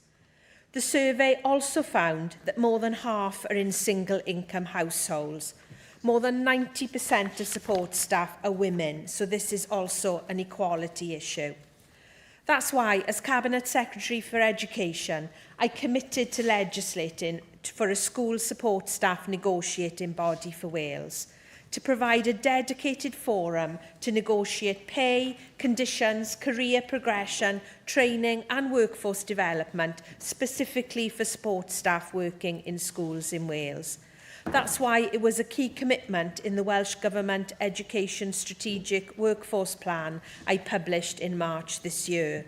And it's why the Welsh Labour Manifesto committed to ending term time only pay as the body's first priority. Dipro Llywydd, I am proud of our record of social partnership in government. Through the school's social partnership forum I chaired, I worked with trade union partners and local authorities to reach agreement that all Level 1 teaching assistants who want to would move to Level 2 from September this year, and I allocated £4 million of funding to local authorities to pay for it. That move will benefit up to 3,350 current Level 1 TAs who will receive a pay rise of up to £1,350. A vital first step towards the goal of fairer paying conditions for all teaching assistants and an investment in our children and young people, especially those with additional learning needs. But we need to go further. If we don't want to see head teachers like one in my constituency who has started a school food bank just so our much valued teaching assistants can get by on what they earn. If we don't want to see support staff being forced to take better paid and less stressful jobs in places like Aldi or Lidl. And if we don't want schools and local authorities to spend millions of pounds on supply staff to replace the support staff they've lost. Now, I wish with all my heart I could have taken primary legislation through the Senedd to make a school support staff negotiating body a reality in Wales. I was proud to speak at the launch of Unison Cymru's Time to Value support staff report in December last year to support their calls for a school support staff negotiating body and to tell them and other stakeholders that we had put a bill manager in place to work on the legislation. From memory, the new Cabinet Minister for Education and Welsh Language was in attendance at that event. The preparation had begun. Now we want the new Plaid Cymru government to commit to bringing forward legislation to create a school support staff negotiating body and to commit, as we did in our manifesto, to ending term time only pay for school support staff. Our calls are supported by the Welsh trade union movement, including Unison Cymru and the GMB. But valuing school support staff is not just the right thing to do for the staff.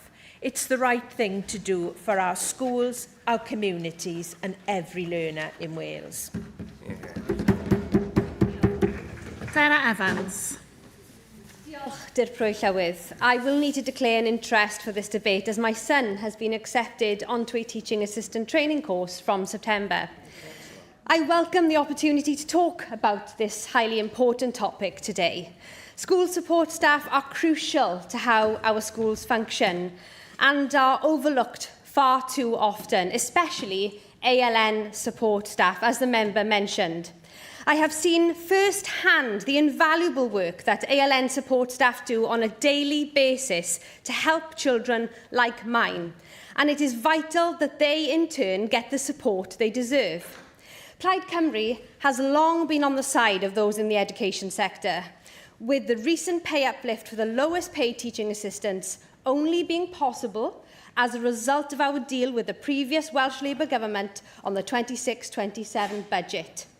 Pay is, of course, important to supporting staff and is necessary to address, but we need to set this in the current confines of the budget.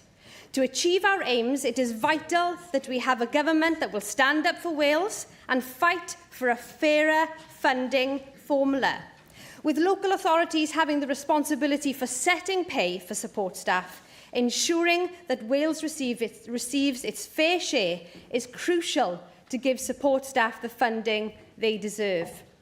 However, this is not simply a matter of increasing pay. Teaching support staff are facing increasing workload and are dealing with a range of complex issues, including safeguarding issues, on a daily basis, and therefore more stress. I welcome Plaid Cymru's commitment to supporting and working in partnership with our education workforce, ensuring that teaching as a whole is a respective, attractive and rewarding career. This topic needs to receive the care and consideration it deserves, and the government must consider a range of avenues to supporting this crucial workforce. Diolch. Shaf Taj. I'd like to declare an interest as the former General Secretary of TC Cymru. I spent many years with the workers that we are talking about, actually putting that campaign together. And what it always came down to is, have we got the money? We got to a position where the money was there and there were a lot of things that we could have done. And then, of course, we are now in a position where at a UK level, we do have the single negotiating body. Here in Wales, we are clearly going to be left behind if we're not careful. That is my real, genuine concern. And everything that has just been said and other contributions as well, yes, they are correct. This is about workloads, but ultimately this is about pay inequality, because 9 in 10 of these individuals are actually women. So just like we are seeing in the dispute with midwives, or whether, in terms of the health visitors, again, it's women. So when do we get to a point where we say that we are going to deal with the situation that's in front of us? Because if we can find money for childcare, we should be able to find money for these individuals, and we shouldn't have to wait for the perfect formula here, because the work has already been done. And the single staff negotiating body will not only address the pay inequality issue, but it will have the official structure where people can come in, bring the various different bits of research, etc. But ultimately, this is about collective bargaining for those workers. We're talking about cooks, we're talking about cleaners, we're talking about admin staff, we're talking about the teaching assistants, lots of different individuals who, as we say, look after our children, the unsung heroes, the many individuals that we clapped during COVID and we said that we were going to give them something different after. So honestly, my plea to the government at this moment in time is, please, let's move on and let's get this done. Let's not just dilly and dally and try and figure out what the perfect structure is going to look like. The unions are very clear. The work has been done. Like Lynn said, the previous government, this was the issue, honestly, that was popular on the doorstep. In the same way that childcare was popular on the doorstep, this issue was really popular on the doorstep. There are going to be more winners than losers if we go ahead and make this happen as quickly as possible. Diolch. Helen Jenner. Diolch, Llywydd. Reform recognises the importance of school support staff in the delivery of education and fostering a better future for our young people here in Wales. However, the creation of yet another quango is not the answer. We in Reform want to see Quangos brought in-house save taxpayers' money and reduce the tax burden on Welsh people. We don't want to see new ones created. While we have sympathy for the proposals for year-round pay for school support staff, there will of course be financial implications to implementing that policy, and we would not like to see more money diverted from our schools. Thank you. Hugh Thomas. Diolch, Dirprwy Lywydd, ac wrth dwi'n codi I gefnogi y cynnig ac wrth wneud hynny hoffwn ddarlgan buddiant fel aelod o Senedd Cymru a GMB, y dau nib llafur sydd yn cynrychioli ac wedi ymgyrchu dros staff cefnogol yn yr ysgolion. Na I ddim ailadrodd dadleuon pwerus wedi cael ei wneud gan fy nghyd aelodau o blaid y cynnig yma, ond fel cyn-arweinydd awdurdod lleol, fel llywodraethwr ysgol o hyd ac fel rhiant, hoffwn ni gydnabod a diolch i'r holl staff cefnogol o fewn yn ysgolion ni'n gweithio ledled Cymru am y gwaith holl bwysig maen nhw yn ei gwneud. Dwi hefyd eisiau pwysleisio sut mae'r swyddi dyn ni'n diffinio fel swyddi cefnogi ysgolion wedi esblygu yn y blynyddoedd diweddar. A recent report by Unison confirmed how since COVID, the role of teaching assistants in particular has changed hugely, with the role becoming more complex and a whole new range of skills required. A rise in anxiety amongst pupils has led to learning support assistants undertaking bespoke work with individual pupils. With demand rising for ALN services, academic research has found that teaching assistants helped pupils with learning difficulties make substantial gains in literacy. And there are international studies showing that support staff often play a pivotal but overlooked part of the school system, extending teachers' capacity and sustaining classroom quality. The Education Endowment Foundation captures the case for change well when they concluded that, and I quote, with investment in planning and professional development, TAs reported higher morale, teachers valued the additional capacity, and pupils benefited from more independent learning. TAs are, of course, one component of the school support workforce. Caretakers, another component. In every part of Wales now, we have newly built, gleaming school buildings constructed as part of the last Labour government's 21st Century School programme, providing world-class educational facilities.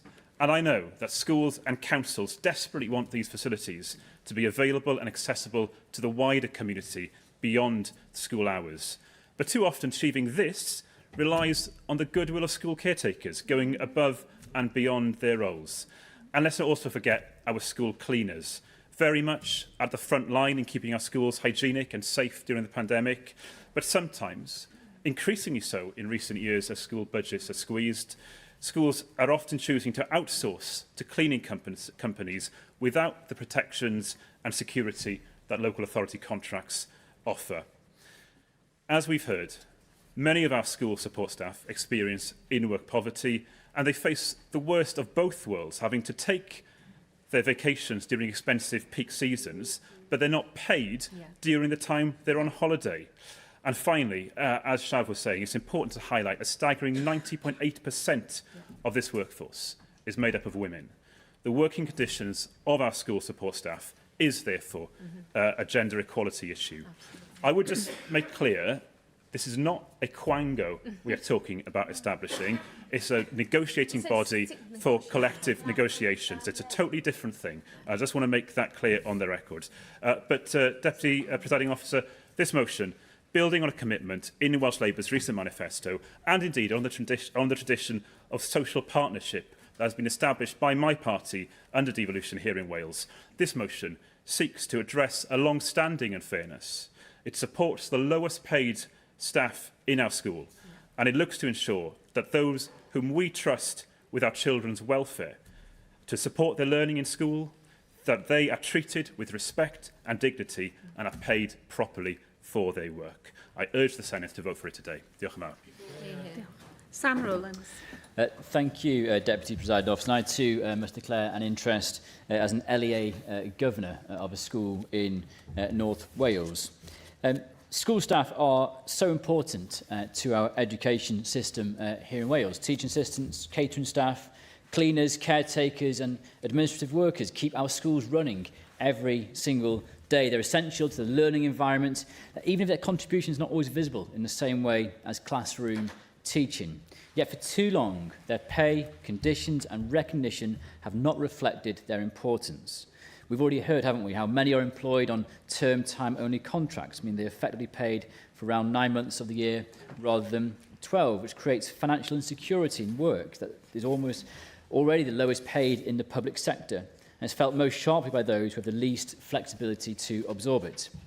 There's also inconsistency built into the current system. Pay and conditions can vary from one local authority to another quite significantly, even for staff doing very much the same roles. That means recognition and reward for their work depends too heavily on where they happen to be employed rather than the value of what they do. But Deputy Presiding Officer, we have to be honest about how we got here. This is not a new problem. It's been developed over 27 years of Labour in government here in Wales, propped up by Plaid Cymru, during which these structural issues on education workforce were allowed to persist. Staff have been left in a system that's fragmented, under pressure, and increasingly reliant on goodwill rather than proper structure. It's therefore not credible for those same parties to now present themselves as discovering these problems for the first time or to claim ownership of the solution only once they are no longer solely responsible for fixing it. We also know the system is under pressure. Workforce data shows that the number of learning support workers has declined in recent years. Schools are reporting growing strain on staffing and increasing reliance on support staff to fill gaps where teachers are absent. That is not a sustainable position for any education system. It is in this context that the proposal for a statutory school support staff negotiating body does become important. The principle is to bring structure where there's been fragmentation and consistency where there's been variation. Where a workforce as large and vital as this one, there should be a proper mechanism for negotiating pay and conditions rather than leaving it for uneven local arrangements. This is about fairness, but it's also about stability. Schools function best when staff feel valued, secure and properly supported. When support staff face insecurity in pay and limited progression, it affects retention, morale and ultimately the quality of support available to pupils in the classroom. We agreed that a statutory negotiating body would give school support staff a formal voice, ensure their contribution is properly recognised and help create a more coherent system across Wales. It would also help address long-standing inconsistencies that have built up over time rather than being properly resolved. So while this proposal is being brought forward now, it speaks of problems that have been present for many years. The question is whether we are prepared to fix those structural issues in a meaningful way or whether we continue with a system that's clearly struggled to deliver fairness and consistency for the workforce that our schools and ultimately our children depend on. For those reasons, this proposal deserves serious consideration and support. Diolch yn fawr iawn. Paul Rock. Diolch Deputy Llywydd. I'm really happy to support this motion. I'll start by declaring an interest. I am a governor of a local primary school in my constituency and my wife works as a teaching assistant. Most people here will either know someone who works in education or whose family directly benefit from the tireless dedication that support staff like teaching assistants provide. I don't need to remind members of the important work that school support staff do.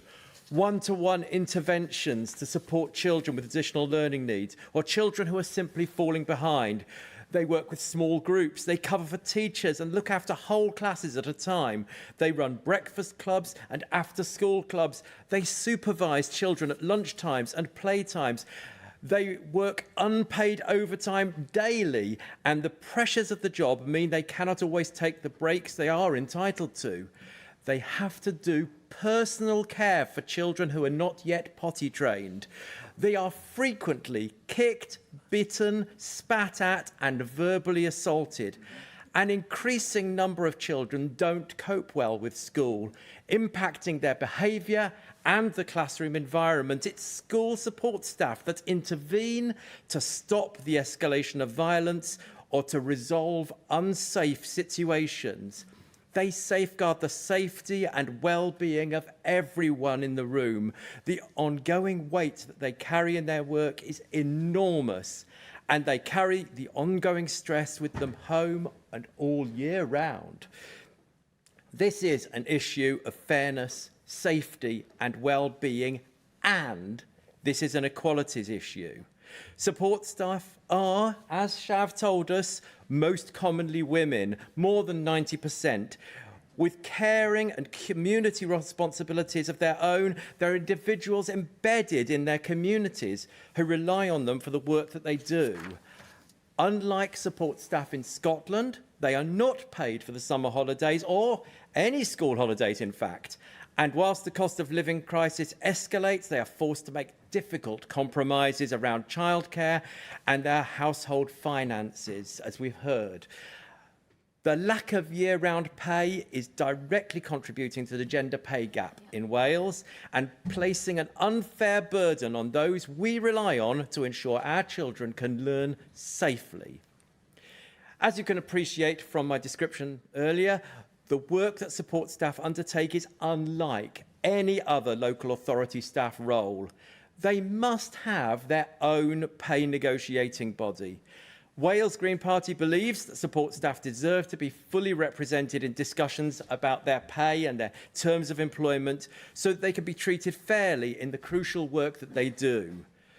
This is not the first example we've heard this week of where Wales is falling behind another part of the UK. But fortunately, it's a specific issue that the new Welsh Government can take immediate steps to fix. This is the right thing to do. Phillips. Diolch yn fawr, Dirprwy Lawydd. A fydd rhaid fi datgan diddordeb fel cadeirydd llywodraethwyr a hefyd gan fod aelod agos o'r teulu yn gweithio fel staff cymorth ysgol. Mae adroddiad Ewnisyn Cymru, Time to Value School Support Staff, yn taflu golau ar y sefyllfa a mae staff cymorth ysgolion yn ei wynebu ledled Cymru. O gael ei gormestyn a'i tandalu gyda thal tymor yn unig, i gyfleoedd hyfforddi cyfyngedig a diffyg lle i dyfu yn y rôl, mae'n amlwg bod staff cymorth yn gwynebu ystod o broblemau. Gwyddom am gyflwr heriol y sector addysg yn ehangach yng Nghymru o sgoriau PISA isel i problemau absenoldebau. Rwy'n hyderus y gall Plaid Cymru fynd i'r afael ar heriau hyn. Fodd bynnag, mae angen dull holistig. Ni allwn helpu staff cefnogi tra'n fynd i'r afael y materion cyflog yn unig mor hanfodol ag y mae nhw.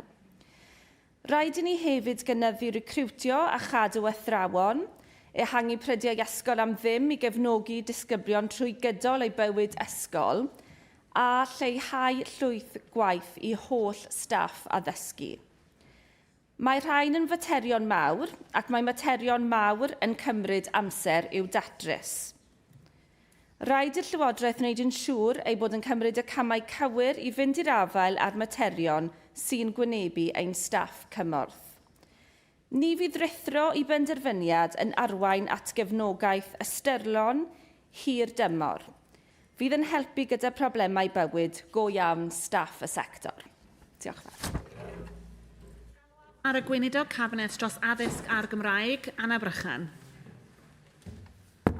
Diolch yn fawr Dirprwy Lywydd a diolch yn fawr hefyd i'r cyn ysgrifennydd Cabinet dros addysg am godi'r mater yma y prynawn yma. Fel y gweinidog presennol dros addysg a'r Gymraeg, wi yn croesawu'r cyfle i ymateb i'r alwad hon yn awgrymu'n garedig y gallasau cyfleoedd blaenorol yn y 7 mlynedd ar hugain cyn yr etholiad hwn wedi cael ei defnyddio at y pwrpas. Ond bydden ni yn hoffi cychwyn gan gydnabod y cyfraniadau mae pawb wedi wneud i gydnabod y gwerth a chyfraniad y staff cymorth yn ysgolion ni. Mae cynorthwywyr addysgu, swyddogion gweinyddol, technegwyr, gorychwilwyr amser cuno, gofalwyr, rolau sydd wedi cael eu cyfeirio atyn nhw gan nifer o'r siaradwyr y prynawn yma, maen nhw'n asgwrn cefn un ysgolion ni trwy Gymru, a wy'n cydnabod rôl hanfodol staff cymorth ysgolion Cymru ac yn gwerthfawrogi'n fawr i cyfraniad at ein system addysg yn ei chyfranrwydd. Maen nhw'n gwbl allweddol a'i cyfraniad nhw yn amhrisiadwy. Mae adroddiad, yma sawl person wedi cyfeirio at hwn hefyd, unsain amser i werthfarogi staff cymorth ysgolion, yr achos dros gorff negodi ar gyfer Cymru, gyhoeddwyd hwn llynedd, a mae'r cynwynidog yn hollol iawn o'n i yn yr ystafell yn trafod ar y diwrnod hwnnw. Mae e'n gosod achos clir dros newid. Mae 2/3 o'r staff cymorth yn ein ysgolion ni, bron 20,000 o'r cyfanswm o bron 10,000 ar 20 yn gynorthwywyr addysgu. A maen nhw yn darparu cymorth hanfodol i'r rai o'n dysgwyr mwyaf bregus ni. A'n aml hefyd nhw yw'r pwynt cyswllt cyntaf i'n plant a'n pobl ifanc, ac mae tystiolaeth gan unsain yn dangos bod gormod yn cynorthwywyr addysgu yn cael eu talu'n anigonol ac yn gweithio'n rheoledd uwchlaw ei gradd y cyflog nhw. Eto i gyd, maen nhw'n parhau ar gyflogau isel yn aml ar gontractau tymor byr, tymor ysgol yn unig, fel mae sawl un wedi cyfeirio ato fe. Ac maen nhw'n wynebu ansicrwydd ariannol trwy gydol y flwyddyn yn sgil hyn, ac ansicrwydd ariannol o un flwyddyn i'r llall hefyd. Ond un darn yn unig, fel mae rhai o'r bobl wedi cyfeirio ato fe brynaw yma, yw cyflog yn unig. Teaching assistants, as I've heard echoed around the chamber this afternoon, are critical to learning and are therefore critical to our ambitions for education. Their roles are flexible and varied and can range from running intervention programmes, catch-up groups, supporting our key literacy and numeracy strategies, break duty, setting up classrooms, pupil assessments, liaising with parents, attending and participating in training, as well as leading on clubs and a wide range of extracurricular activities. I think everybody can agree that is quite an extensive and impressive list. And teaching assistants too are the ones that schools are increasingly relying on to provide support in meeting the often complex healthcare needs of learners, as Paul, I think, alluded to earlier on. But I'm also aware that many teaching assistants, and I've heard this directly too, report little or no opportunity for career progression, despite the increasing expectations placed upon them and their own career aspirations. And for too long, the professional learning and career pathways for teaching assistants have been fragmented and inconsistent. So I can and will say that this government will stand up for teaching assistants. We will ensure that they are properly supported and are fairly remunerated for the important work that they do. And that means a clear career pathway that is tailored, focused and equitable, supported by school leaders and communities with meaningful professional learning opportunities underpinned by professional standards. Ac I droi nawr at ymarferoldeb y cynnig a roddwyd ger bron. Mae'n bwysig nodi eglurder nad oes gan Llywodraeth Cymru ar hyn o bryd y pwerau I bennu cyflog, tylerau ac amodau ar gyfer staff cymorth.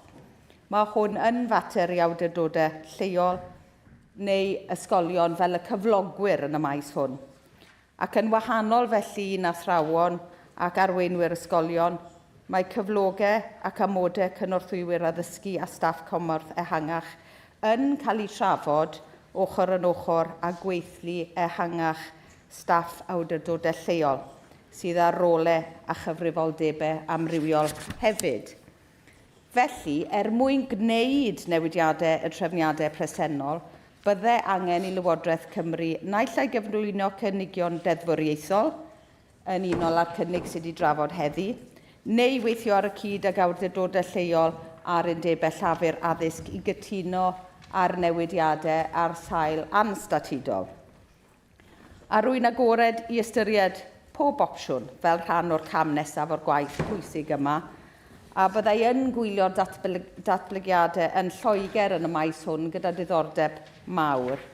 Gallai weld manteision, corff statudol, a byddai'n rhoi trefniadau tebyg i'r hyn sydd yn cael ei sefydlu yn Lloegr i'n staff cymorth ni, ac yn rhoi statws tebyg iddyn nhw fel mae athrawon sydd eisoes yn rhan o gorff adolygu tal annibynnol. Ond byddai hyn yn cymryd amser i'w sefydlu, ac wy'n awyddus I archwilio beth y gallen ni wneud heb dderfwriaeth i wneud gwahaniaeth yn gyflymach yn y tymor byr.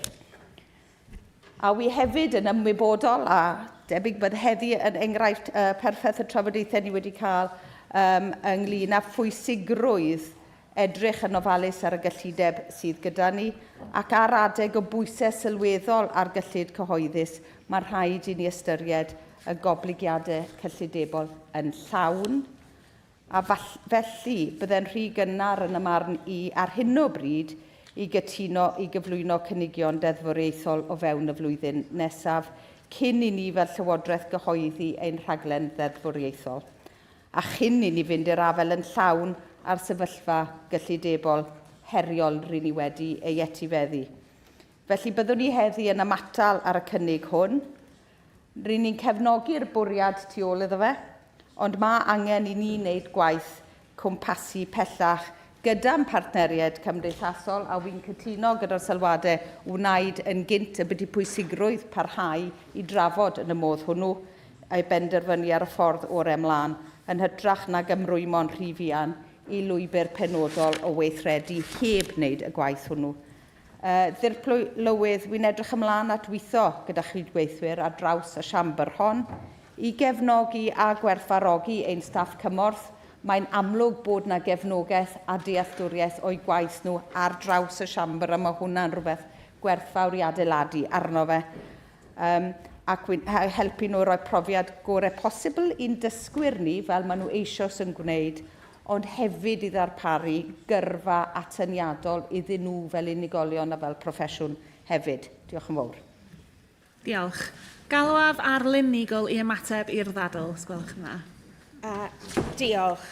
Can I thank all members for their contributions to this debate, and I'll try in the time that I have available to respond to as many points as I can. Sarah, thank you for your contribution, and I wish your son well with his new role. I do have to say that you're incorrect in the statement that you made about the budget deal. There was no money from the budget deal that went into this funding for a pay rise for support staff. The budget deal was 112 million for local government, and this is separate money. This is separate money. You know, it is separate money. You go and check it. It is separate money. The 112 million went into the rate support grant. The rest of the money was 180 million for health that was agreed as part of the Plaid Cymru budget deal. The £4 million that I provided to local authorities was separate money and is to be protected for that purpose.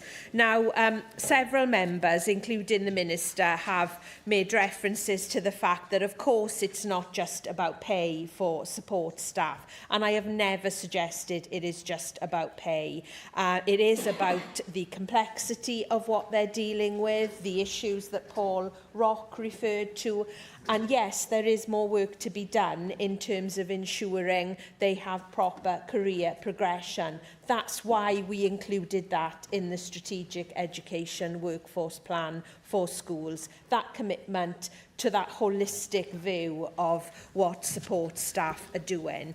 But I am detecting a hint in some of the contributions, yours, the Minister, I've heard the First Minister say it in the past, and also Rebecca, that somehow pay is not a really important issue. Well, I say to all of you, go and ask support staff what they want. And support staff want to be paid fairly for the job that they do, which is why we have made this call today. Thank you, Shav and Hugh, for your support. Shav, you know, I know how passionate you are about trade union rights and really appreciate your support. Thank you, Paul, as well. You know, you spoke so eloquently about the range of things that support staff do, and it's all the more powerful based on your experience as a school governor. Sam, thank you for the Welsh Conservative support for the school support staff negotiating body. You won't expect me to agree with the political points you made about 27 years, and the Minister, the Minister also had a little pop there at 27 years. Well, let me say to all of you, 2 years I had in this post, and the Minister herself will discover that it takes time to change things in education. And I set out in my speech very clearly the steps I took with the workforce plan, with the immediate pay rise for school support staff, and the commitment to the school support staff negotiating body. And I note, Minister, that you're keen to look at other options to support staff. Well, again, I say to you, they want all those things, but they also want more pay. And unless you were telling me here today that you're not going to be keeping the strategic education workforce plan for schools, then that commitment is there in black and white to have a school support staff negotiating body. So I think you need to be clear if you're not going to do that, so that we all know it. The term time pay is a different issue because that was part of our manifesto. So if I can just conclude then by taking this opportunity to once again thank every member of our school support staff in Wales.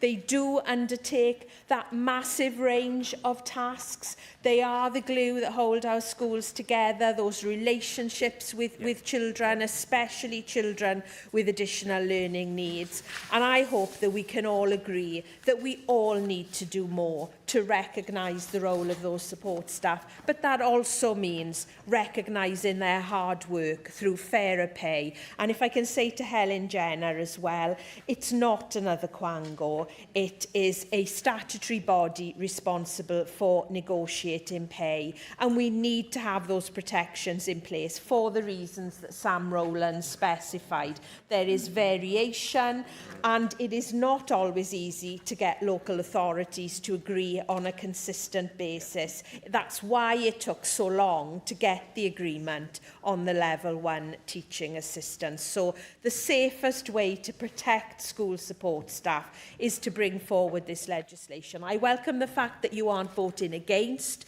the motion today, and I hope that that is an indication of your willingness to work with me and others in this chamber who are passionate about improving the lives of our support staff and therefore the lives of our children and young people.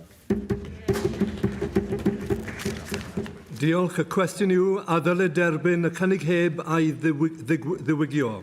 A oes unrhyw aelod yn gwrthwynebu? Gwrthwynebu, oes. Gohiriaf y bleidlais o dan yr eitem hon tan y cyfnod pleidleisio. Byddwn ni'n symud ymlaen nawr, byddwn nawr yn cymryd egoel byr cyn symud i'r cyfnod pleidleisio.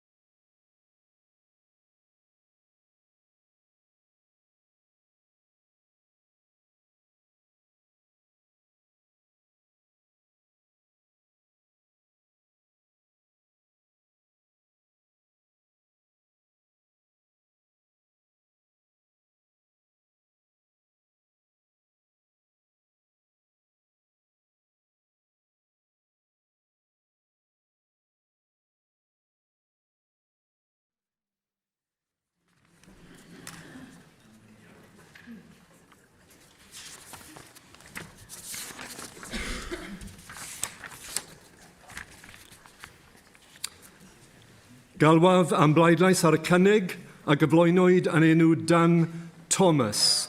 Os gwrthodir y cynnig, byddwn yn pleidlaiswr ar y gwelliannu a gyflwynwyd i'r cynnig. Agorwch y bleidlais.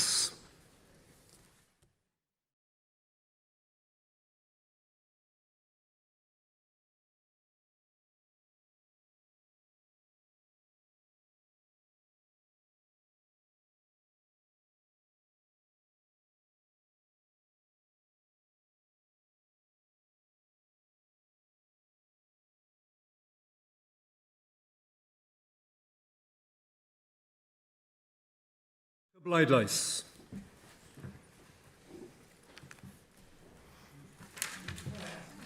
In favour 39, abstain none, against 52.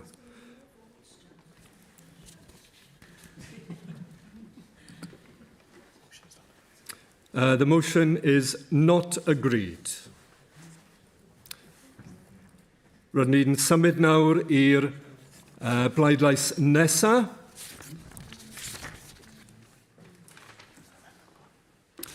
Mae gwelliant 1. Galwaf am bleidlais ar welliant 1 a gyflwynwyd yn enw Helydd Fychan. Agorwch y bleidlais.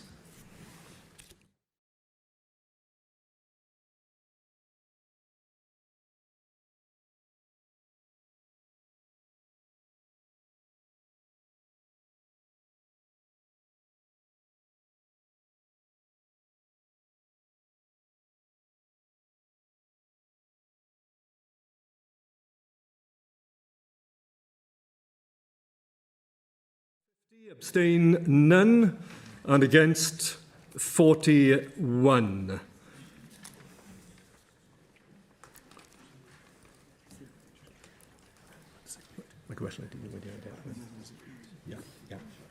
Amendment 1 is agreed. We now move to Amendment 2. Galwaf am bleidlais ar welliant 2 a gyflwynwyd yn enw Lyn Nigel.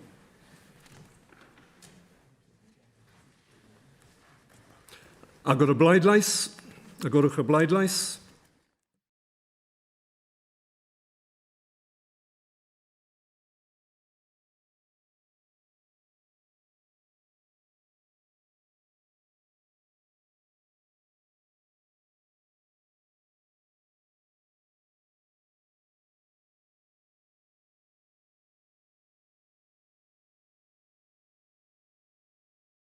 Bleidlais. Votes for 88, abstentions 3, and against 0.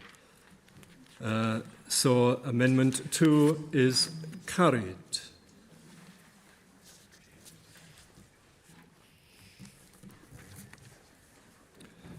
Galwaf nawr am y bleidlais ar y cynnig wedi ddiwygio. Agorwch y bleidlais.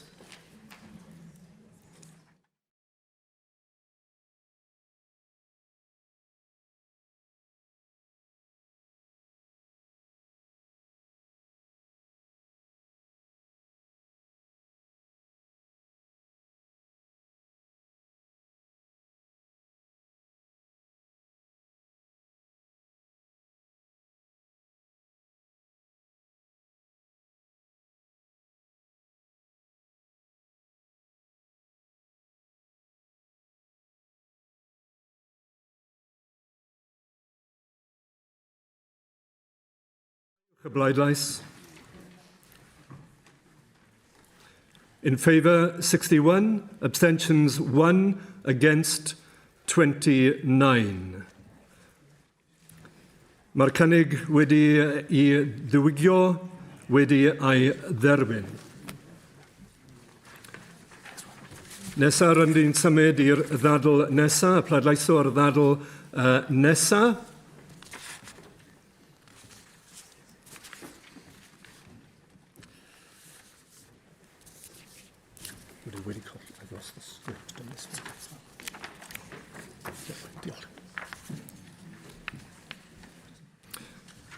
Galwaf am bleidlais ar y cynnig a gyflwynwyd yn enw Lyn Nigel. Agorwch y bleidlais.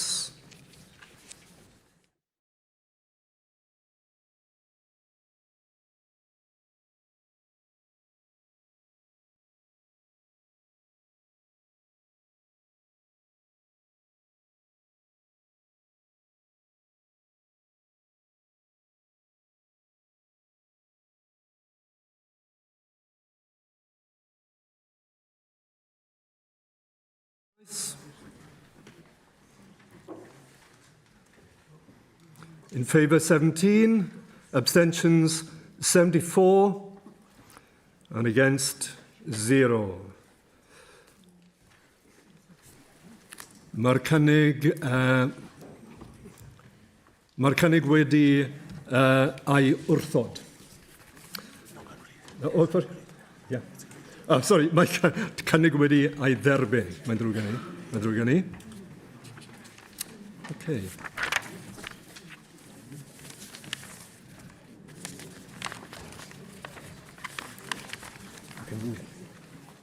We can move on to the short debate, yes? Move on to the short debate, yes, good. Okay, now I've got to get back to diolch yn fawr iawn. Symud nawr I ddadl fer heddiw a galwaf a Christiana Ensley I siarad am y pwnc a ddyweswyd ganddi a naw os yw aelodau'n gadael y siambr ewch yn ddawel os gwelwch yn dda.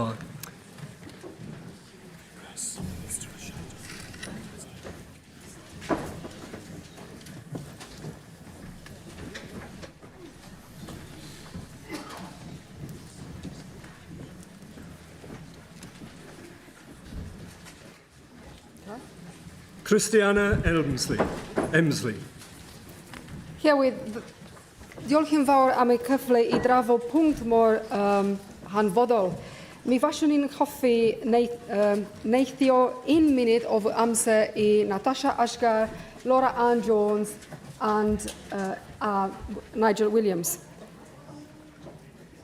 There are moments in public life when political ambiguity becomes untenable. This is one of those moments, because this debate is not at its core about slogans. It's not about outrage. It is not about culture war. And it is not about diminishing the dignity of any person. It's about law. It's about governance. And it is about whether women in Wales can have confidence that rights Parliament enacted and the Supreme Court unanimously clarified will be upheld faithfully, fairly, and in practice. Last month, updated guidance was finally issued to help organisations implement the legal position following the Supreme Court judgment. That matters. Clarity matters. Public bodies need certainty. Women deserve confidence. And service providers deserve practical guidance about how to operate lawfully and fairly. But let us be equally clear. Guidance is not implementation. Publication is not compliance. And reassurance on paper is not reassurance in practice. Because the real question before us today is no longer what does the law mean? The Supreme Court answered that question unanimously. The real question now is, what will Wales do with that clarity? Will implementation be timely? Will it be lawful? Will it be fair? And crucially, will it be faithful to the protections Parliament enacted? Because let us be candid, women across Wales are asking legitimate questions. Questions about hospital wards, about changing rooms, about schools, questions about refugees, questions about prisons, questions about sport, about safeguarding, privacy and dignity. Questions not born of hostility, but of practical reality. Questions not born of prejudice, but of uncertainty. and women deserve answers. Not euphemism, not ambiguity, not abstraction. Answers. Now, let me say something plainly, because too often debates such as this are caricatured before they even begun. This debate is not about hostility to trans people. Every person in Wales deserves dignity, safety, and equal treatment under the law. Every person. No decent society tolerates harassment, humiliation, or exclusion. And let us remember something important. The Supreme Court judgment did not remove legal protections from trans people. Protections against discrimination and harassment on the basis of gender reassignment remain in law. But lawful governance requires clarity. Rights exist in law, and governments have obligations to implement law consistently, fairly, and predictably. That is not hostility. That is government. Yes, difficult judgments create difficult emotions. The Supreme Court judgment caused distress for some people. That matters. Compassion matters. Empathy matters. Public reassurance matters. But leadership requires balance, because many women in Wales also noticed something in the immediate aftermath of the judgment. Political reassurance was understandably offered to those distressed by the ruling. I understand that instinct. But many women were left asking, where was the equal reassurance for us? Where was the immediate clarity that women's lawful sex-based protections would remain meaningful in practice? Where was the clear statement that safeguarding privacy and dignity in single-sex spaces would not quietly dissolve into confusion or uncertainty? That question deserves an answer. Not because women matter more than anyone else, but because women matter too. And because rights that exist only in theory are not rights at all. And a protection that disappears at the point of challenge is not a protection. A right citizens no longer feel confident exercising is not a meaningful right. And the law governments treat as optional soon ceases to command public trust. Now, some will say this is complicated. And of course, implementation is complicated. Rights balancing is complicated. Administration is complicated. But complexity cannot become an excuse for paralysis, nor can compassion substitute for legal clarity. The law exists precisely because competing rights must be balanced, not erased, not ignored, balanced. And governments in democracies do not get to choose which court judgments they implement according to political comfort. The Supreme Court spoke unanimously. The legal obligation did not begin last month with a guidance. It began 14 months ago when the court ruled. Guidance helps, but guidance does not replace legal responsibility.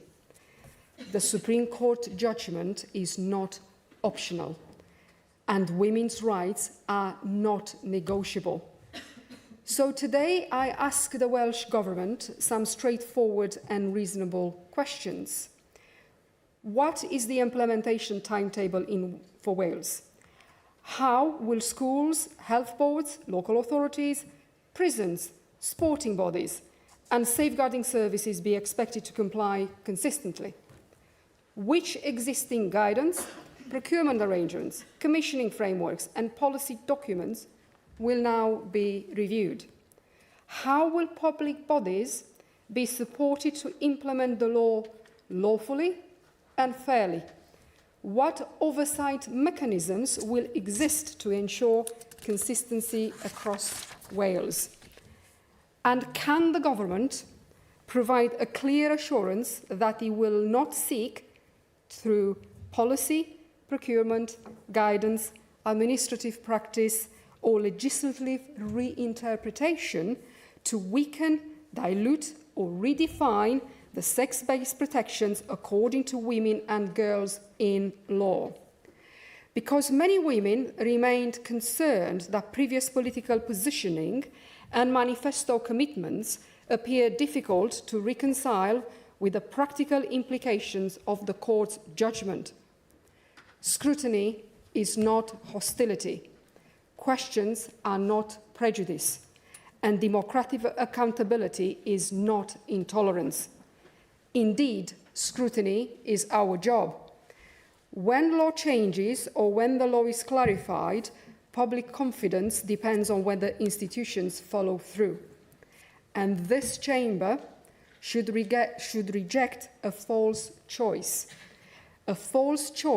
between women's rights and human dignity, a false choice between compassion and clarity. Wales is capable of fairness. Wales is capable of compassion. But compassion without clarity creates confusion. And confusion in safeguarding privacy and rights serves no one. Least of all, those who rely on institutions to behave consistently, predictably, and lawfully. So today, I ask not for slogans, not for ideological reassurance, not for rhetorical positioning, but for implementation. A timetable, a commitment, a reassurance to women in Wales that protections according to them in law will remain protections in practice, because lawful governance matters, because public confidence matters, because women matter, and because the rule of law matters. Diolch yn fawr.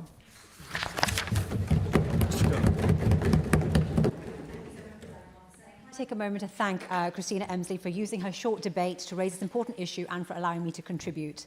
I've actually had sight of a forthcoming report by the Wales Women's Right Network, which has carried out a freedom of information exercise across secondary schools in Wales.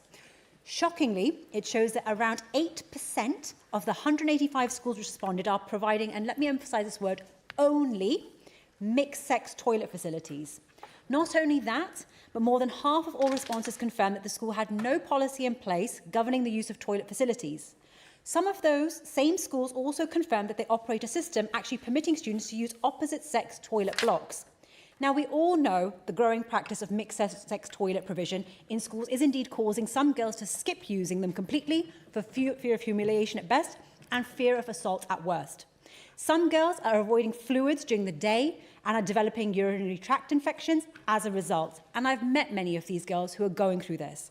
So I'd like to know today, Cabinet Minister, will you provide an indication of when girls in Wales secondary schools can expect to be accorded their legal right to basic privacy, dignity and safety in single-sex school toilets? Thank you. Laura Ann Jones. Diolch, Llaweth. Could I firstly thank my colleague Christina Emsley for bringing forward this short debate today. It's been very thoughtful and I concur with everything that she said and to what Natasha Asghar just said.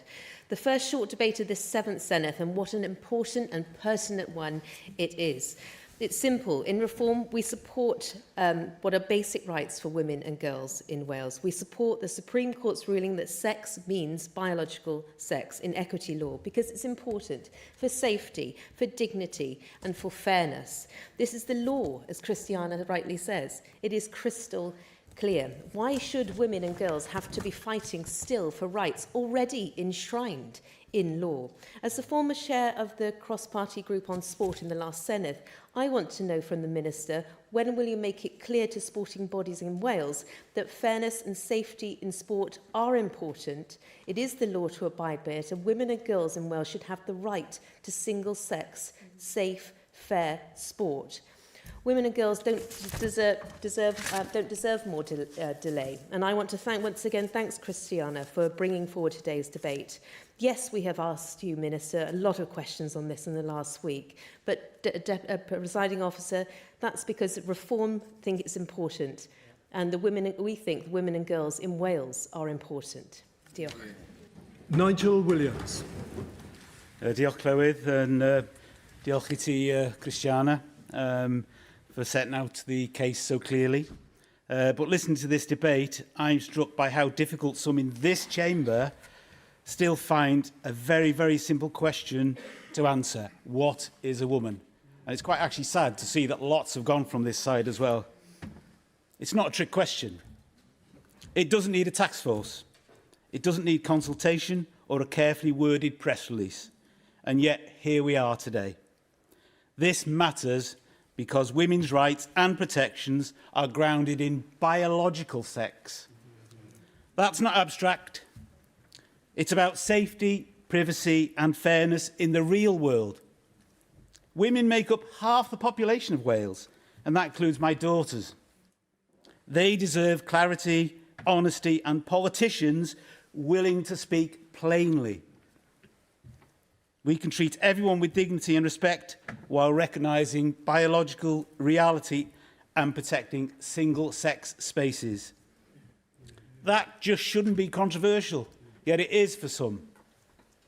The public expects straight answers, not careful evasions, and women in Wales deserve better. Diolch. Galwaf yn awr ar y diproi brifweinidog a gweinidog cabinet dros gyfiawnder cymdeithasol a chydraddoldeb I ymateb i'r ddadl. Weinidog. Diolch yn fawr. Dim lot o le fan hyn. Sorry. Diolch yn fawr, Llywydd, a diolch am y cyfle I ymateb i'r cynnig hwn, i'r ddadl hon. Mae hwn yn fater pwysig a sensitif. Mae'n ymwneud â hawliau menwod, a mae hefyd yn ymwneud â hawliau pobl draws. Ac mae cyfrifoldeb ar y Llywodraeth I gymhwyso'r gyfraith yn deg, yn ofalus, ac mewn ffordd caredig. Gadewch I mi fod yn glir o'r dechrau, mae'r Llywodraeth hon yn parhau fod yn gwbl gadarn yn ein hymrwymiad I fod yn gynhwysol.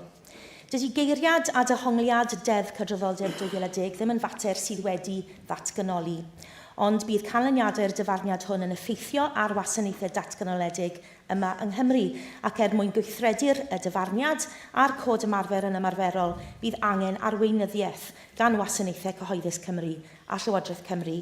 Rhaid I ni wneud yn siŵr bod y gyfraith yn cael ei chymhwyso'n gyson ac mewn ffordd sy'n adlewyrchu ein dyletswyddau cyfreithiol a'n gwerthoedd ni yma yng Nghymru, ac rydyn ni'n parchu dyfarniad y goruchaf lys. Ond dyw eglurder cyfreithiol ar bapur ddim yn ddigon ar ei ben ei hunan I roi eglurder yn ymarferol. Mae angen crebwyll, mae angen tystiolaeth ac mae angen gofal.